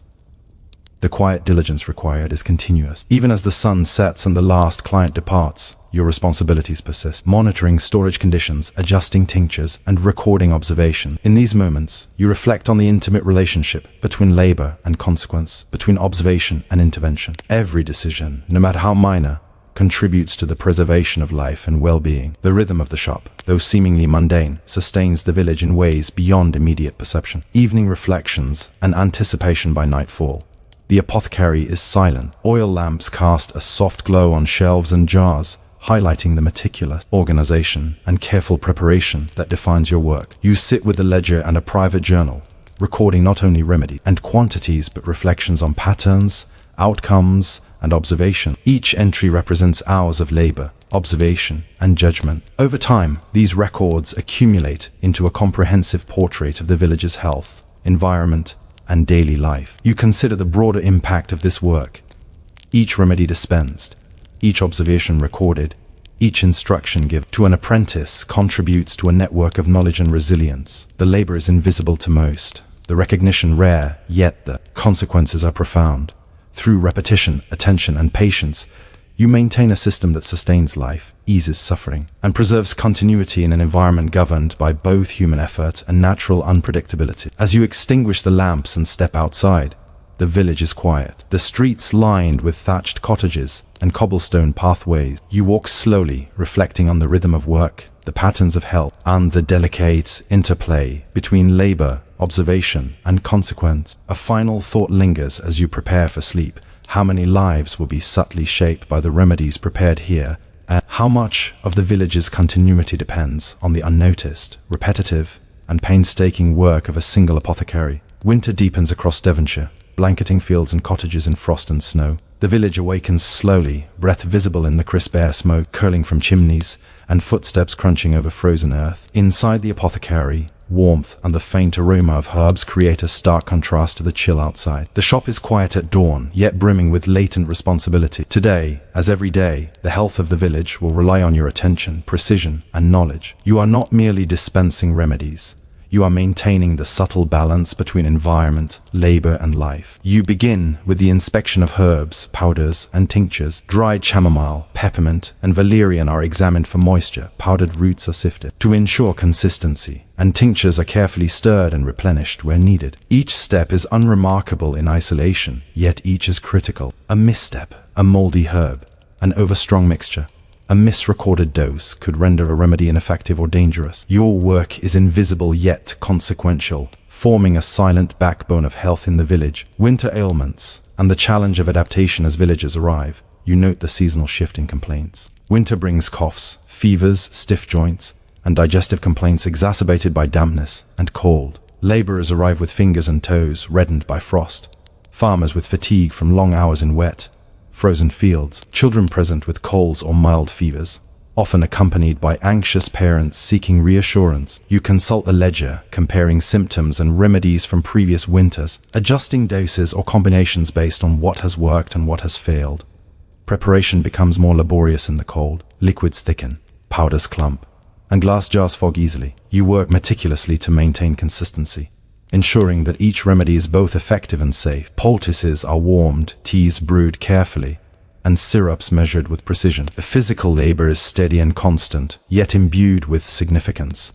Each preparation is a small intervention in the lives of villagers, offering relief, comfort, and continuity amid the harshness of winter. Observation, reflection, and the continuity of care throughout the day.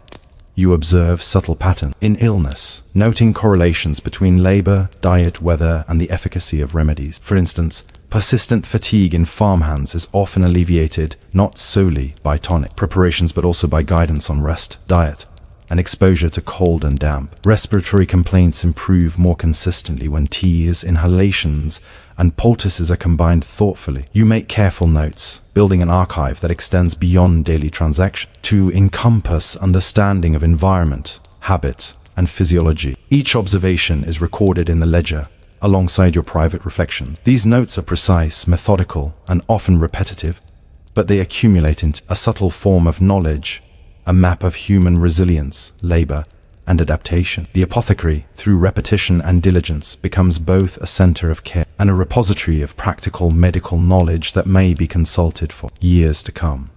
The apprenticeship of skill occasionally. An apprentice assists with grinding, mixing, and recording. You guide them patiently, demonstrating not only techniques but the careful observation and judgment that underpin the profession. They learn that success is measured not in dramatic cures, but in small, consistent interventions, the proper preparation of tinctures, the accurate recording of symptoms, the attentive listening to villagers' descriptions. Skill is not acquired in moments of drama, but in the quiet repetition of tasks and in learning to notice what others might overlook.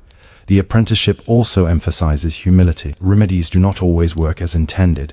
Some ailments persist despite careful preparation. You discuss outcomes with the apprentice, analyzing what may have contributed to success or failure. This reflective practice strengthens both understanding and patience, ensuring that knowledge is passed accurately, and that the care of the village continues beyond a single lifetime. The interplay of life, labor, and knowledge as the day wanes, you reflect on the broader significance of your work. The apothecary is a site of connection between individuals and their health, between knowledge and application, and between generations of practitioners and villagers. Your labor, though repetitive and largely invisible, sustains life and community. Each tincture, poultice, and syrup is a small act of care that preserves continuity, mitigates suffering, and reinforces the subtle resilience of the village. You consider the ways in which your observations, recorded meticulously in the ledger, may inform future practice. Knowledge of seasonal patterns, effectiveness of remedies, and correlations between work, diet, and illness may guide successors in maintaining or refining practices. The apothecary is simultaneously a site of care, observation, and knowledge preservation, a quiet, persistent contributor to the ongoing life of the village. Evening, and the quiet reflection of duty. Evening descends slowly. The apothecary, dimly lit by oil lamps, smells of dried herbs, wax, and earth. The last villager departs, and you tidy tools, return vials to their shelves, and check logs for completeness. The day has been long, repetitive, and exhausting, yet profoundly significant. You sit for a moment, reflecting on the invisible network sustained by your work. The lives eased, the laborers able to continue their tasks, the children able to rest comfortably, and the families reassured by consistent, careful care. You think of the seasonal cycles, the patterns of health and illness, subtle interconnections between environment, labor, and resilience. Each action you take, however small or seemingly mundane, has a ripple effect. The apothecary's work is invisible, unsung, and largely unrecognized. Yet it forms a critical thread in the fabric of village life. Knowledge, diligence, and care are woven together, sustaining both individual and collective well-being. A year in perspective, over the course of months, the patterns become more evident. Remedies are refined, storage practices improved, and observations carefully cross-referenced. The repetitive nature of daily tasks allows for incremental improvements. Tinctures are more consistent, poultices more effective, and advice more precise. You recognize that mastery is not dramatic, but accumulative, born from attentiveness to detail, reflection, and consistent application of knowledge. The invisible labor of the apothecary, day after day, shapes the rhythm of life, disease, and recovery in the village. The ledger is full, yet the work is never truly complete. Health is continuous, labor is ongoing, and the challenges of environment and human frailty persist. You are both participant and observer, mediator and caretaker, chronicler and practitioner. Your work sustains life quietly, methodically, and persistently unrecognized, yet indispensable. Final reflection. On the final evening of the first year, you extinguish the oil lamps and step outside into the chill air. The village is quiet, cottages huddle against the cold, smoke rising from chimneys in soft spirals. You walk slowly, reflecting on the rhythms of care, observation, and labor that have defined the past months. The apothecary has been a lens through which you have observed human resilience, seasonal challenges, and the subtle interplay of knowledge, labor, and life. Your work has been repetitive, painstaking, and largely invisible, yet it has shaped countless lives, preserved continuity, and contributed to a subtle, enduring record of health and survival. A final thought lingers as you close the door behind you. How many lives are quietly sustained by repetitive, invisible labor, and how many stories of survival, relief, and resilience are shaped by hands whose work will never be celebrated, yet whose impact echoes quietly through the rhythms of everyday life. You awaken before sunrise, the narrow boat gently rocking against the still waters of the canal. The air is damp, carrying the scent of mud, algae, and wood smoke from distant cottages. Mist clings to the surface of the water, concealing the opposite bank and softening the edges of the canal, transforming the familiar landscape into a muted grey world. Your hands, calloused from rope, lock, and pole, feel the cool chill of the wooden cabin floor as you rise. Outside, a thin strip of light glimmers along the horizon, signaling the beginning of another day defined by repetition, labor, and quiet observation. The canal itself is deceptively calm, but you know better. Beneath the placid surface, currents shift, debris floats unseen, and locks require constant attention. The work of a canal laborer is not merely physical, it is anticipatory, rooted in knowledge of water, weather, and mechanical systems. Every lock operation, towpath maneuver, and cargo adjustment must be performed with care, else the consequences ripple along the waterways, affecting both vessel and crew. The early morning hours are devoted to preparation, checking ropes, inspecting the hull, ensuring that the cargo is secure and balanced. Even minor oversight can cause delays or accidents in the narrow, winding confines of the canal. The rhythm of labor. By mid-morning, the labor of the day begins in earnest. You push the boat along the towpath using a long pole, feet braced against the wooden deck, back straining with every measured push. The repetitive motion lulls the mind while sharpening awareness. You notice subtle changes in the water's surface, a slight current, a shift in color, or the presence of floating debris. Each observation informs the next action, whether adjusting the pole's angle, altering the course, or preparing for an upcoming lock. The work is relentless but rhythmic, a continuous dialogue between human effort and natural forces. Locks punctuate the canal's expanse, requiring coordination, timing, and precision. You guide the boat into the lock, carefully adjusting ropes to maintain alignment, opening sluices to manage water levels, and ensuring cargo remains stable. The process is methodical and repetitive. Open gate, guide boat, adjust ropes, manage water, close gate, repeat. Yet the repetition is not monotony. It demands attentiveness, problem-solving, and stamina. Each lock is a small microcosm of cause and effect, teaching patience, foresight, and precision. Mistakes are rarely catastrophic, but even minor miscalculations can damage vessels, cargo, or lock mechanisms.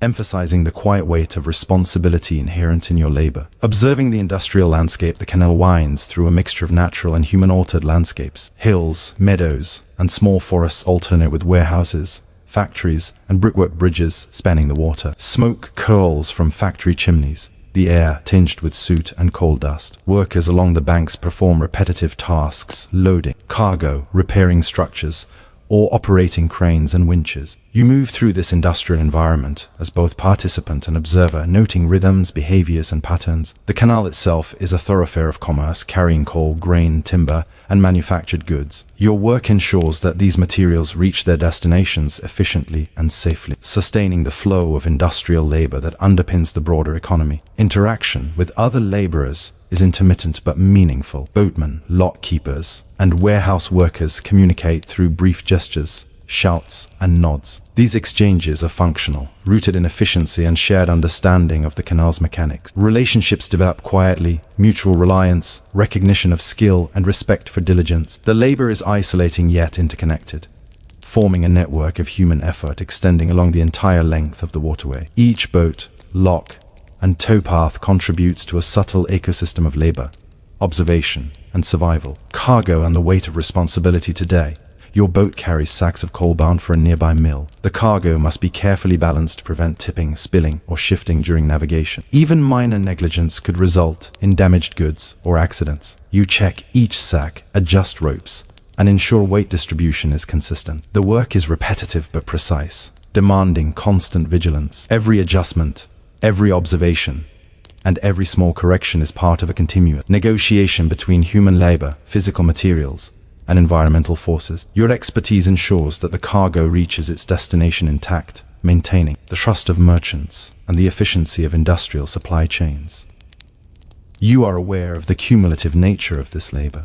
Each day, each journey, each load of coal or timber contributes to a broader economic system. Yet your presence is largely invisible to the recipients. Factory owners, mill managers, and merchants rarely witness the careful handling, observation, and expertise required to maintain smooth operation. Your labor is integral, repetitive, and mostly unnoticed, a quiet testament to diligence and human endurance. Routine, observation, and environmental awareness. The physicality of canal work is intertwined with acute environmental awareness. You observe water levels, currents, weather patterns, and wind. A sudden gust or a shift in current can make the difference between a smooth passage and a dangerous situation. Seasonal changes affect both labor and navigation. Spring rains swell the water, making navigation fast but riskier. Winter frosts freeze surfaces, slowing progress and requiring careful adjustment. The repetition of tasks enhances sensitivity. Your body and mind learn to anticipate subtle shifts, respond quickly, and mitigate risk.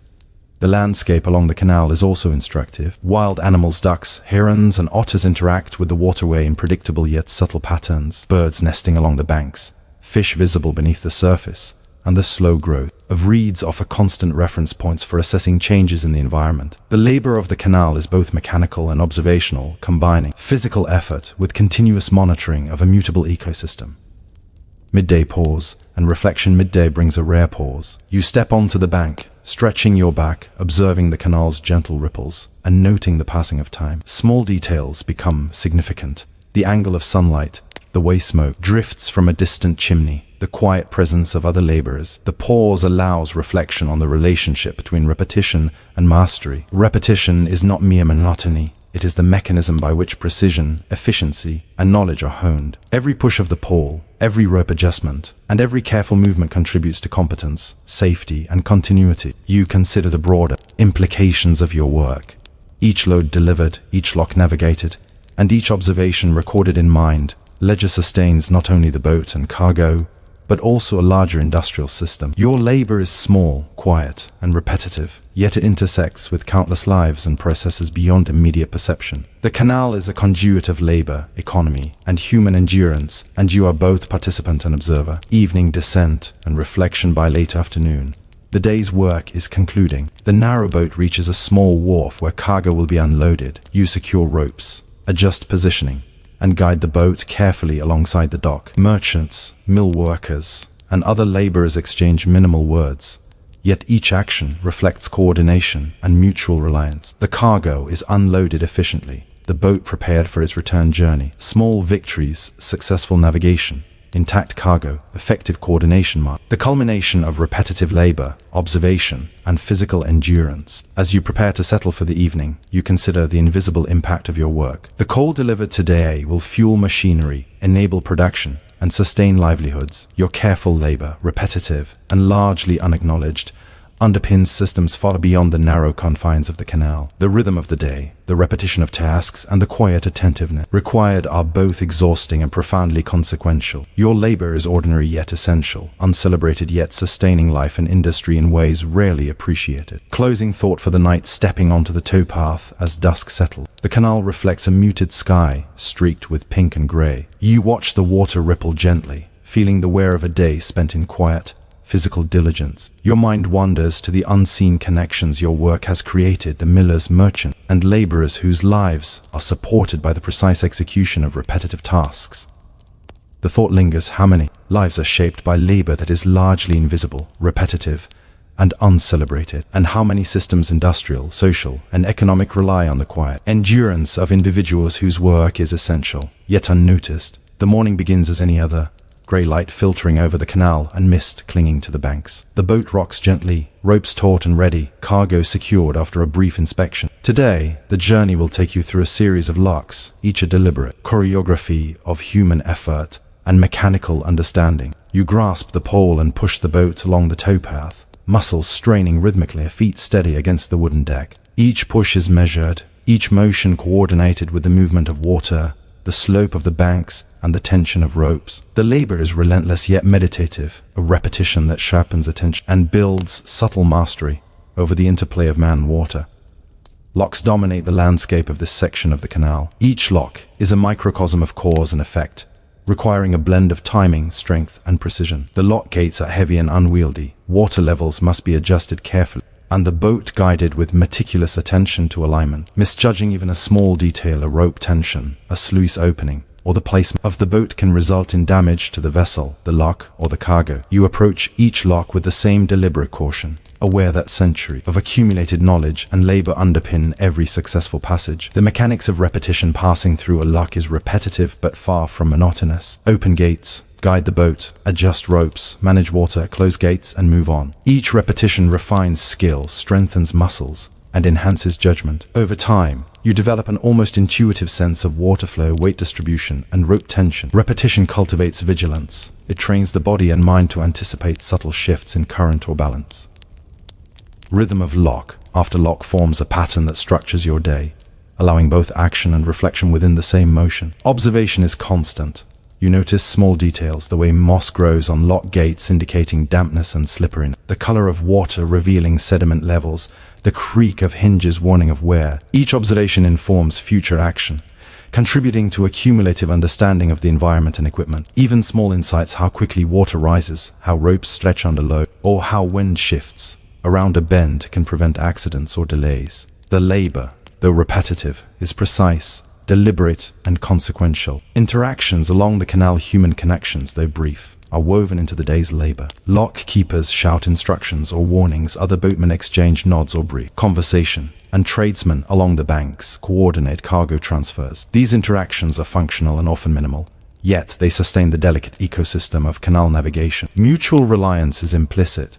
Each participant depends on the attentiveness and skill of the others. A momentary lapse by one could ripple along the waterway, delaying goods or risking damage. Relationships along the canal are pragmatic, built on repeated observation of reliability and competence, a quiet trust forged in the repetition of labor. You encounter a fellow boatman transporting timber. His boat is laden, the wood stacked carefully to maintain balance. You watch as he maneuvers through a lock with practiced precision. The rhythm of his actions mirrors your own, a parallel dance of skill and repetition. Observing others reinforces your own understanding, highlighting subtle variation in technique that can prevent minor accidents or inefficiencies. Each boat, each lock, each passage contributes to a larger network of interdependent labor, extending the consequences of daily effort far beyond immediate perception. Cargo management and daily decisions. Today's cargo requires extra care. A shipment of coal, dense and heavy, shifts slightly with every wave or lock transition. You adjust ropes carefully, redistribute weight, and monitor balance continuously. These small decisions though seemingly trivial, ensure that the cargo arrives intact. The labor involves a constant negotiation between natural forces, water, wind, and gravity, and human ingenuity. The repetitive handling of cargo, combined with attentive observation, becomes a quiet mastery of material and environment. Success is measured not by grand events but by small, cumulative outcomes: unbroken cargo, smooth passage, and efficient delivery. The responsibility extends beyond physical handling. You anticipate potential hazards, noting low-hanging branches, uneven banks, or floating debris. Decisions made in a moment can prevent hours of delay or damage. The repetitive nature of these observations and adjustments cultivates a heightened sensitivity to environment, fostering foresight and resilience. The labor is mundane yet essential, its significance magnified by its consequences for commerce, livelihood, and safety along the waterway. Seasonal variations and environmental awareness over weeks. Patterns emerge. Spring floods swell the canal, increasing current and risk. Summer droughts lower water levels, complicating navigation. Autumn storms bring debris and swift currents. Winter frost slows movement and makes towpaths slippery. Each season demands adaptation, influencing timing, techniques, and daily routines. The labor is cyclical, intimately tied to natural rhythms, and repetition allows mastery of these seasonal variations. You develop a tacit understanding of water behavior, predicting changes from visual cues, temperature, and wind patterns. Observation, memory, and repetitive practice converge into an expertise that ensures both efficiency and safety. Wildlife is a constant companion and indicator. Ducks, herons, and occasional otters interact with the canal environment, revealing subtle changes in water depth, current, or quality. Birds, nesting patterns, and movements signal shifts in weather or environmental conditions. Fish visible beneath the surface offer similar insights. Attentive observation of these natural indicators complements mechanical knowledge, forming a holistic understanding of canal conditions. The labor of the canal is as much about seeing and interpreting as it is about physical endurance. Midday pause and reflection. By midday, you pause briefly on the towpath, stretching your aching back, listen to the rhythmic lapping of water against hulls, and observing the slow, steady motion of the canal. Reflection is part of the rhythm. Repetition fosters not only skill, but also awareness. You consider the broader consequences of your work. Each boat safely navigated, each lock correctly operated, each cargo delivered intact sustains a network of commerce and labor beyond immediate perception. The repetitive tasks performed today echo the livelihoods of mill workers, merchants, and families relying on consistent delivery of goods. Even brief periods of observation reinforce vigilance. The repetitive labor conditions both body and mind, enhancing intuition and foresight. Anticipation of water behavior, cargo response, and lock mechanics is honed through constant practice. Repetition becomes a teacher, embedding lessons that may prevent accidents or inefficiencies. Over time, the mundane labor acquires both technical significance and reflective depth. Evening descent and contemplation. As afternoon wanes, you approach a small wharf where the day's cargo will be offloaded. You secure ropes, guide the boat, and coordinate with warehouse workers to transfer goods efficiently. The process is familiar, almost automatic, yet demands attention and precision. Success is quiet. Intact cargo, coordinated effort, and timely completion mark the culmination of repeated effort. The labor is physically taxing, mentally attentive, and subtly interconnected with wider systems of production and commerce. By evening, the narrowboat is ready for mooring. You walk along the towpath, observing the water reflect muted sunset colors, listen to the distant clatter of industry, and feeling the wear of hours of repetitive labor. The day has been ordinary, yet significant, defined by continuous attention, precise execution, and invisible consequences. The canal is a living system, sustained by human effort, observation, and endurance. Your work, repetitive and largely uncelebrated, ensures continuity, safety, and efficiency across a network of interdependent labor. Closing thoughts. Stepping onto the bank as dusk settles, the canal calm and reflective, you consider the quiet endurance of labor along the waterways. Every lock navigated, rope adjusted, and cargo secured is part of a chain extending far beyond the narrowboat. The repetition of daily tasks ensures reliability, safety, and sustenance, shaping outcomes often invisible to those who benefit. A thought lingers as you prepare for rest.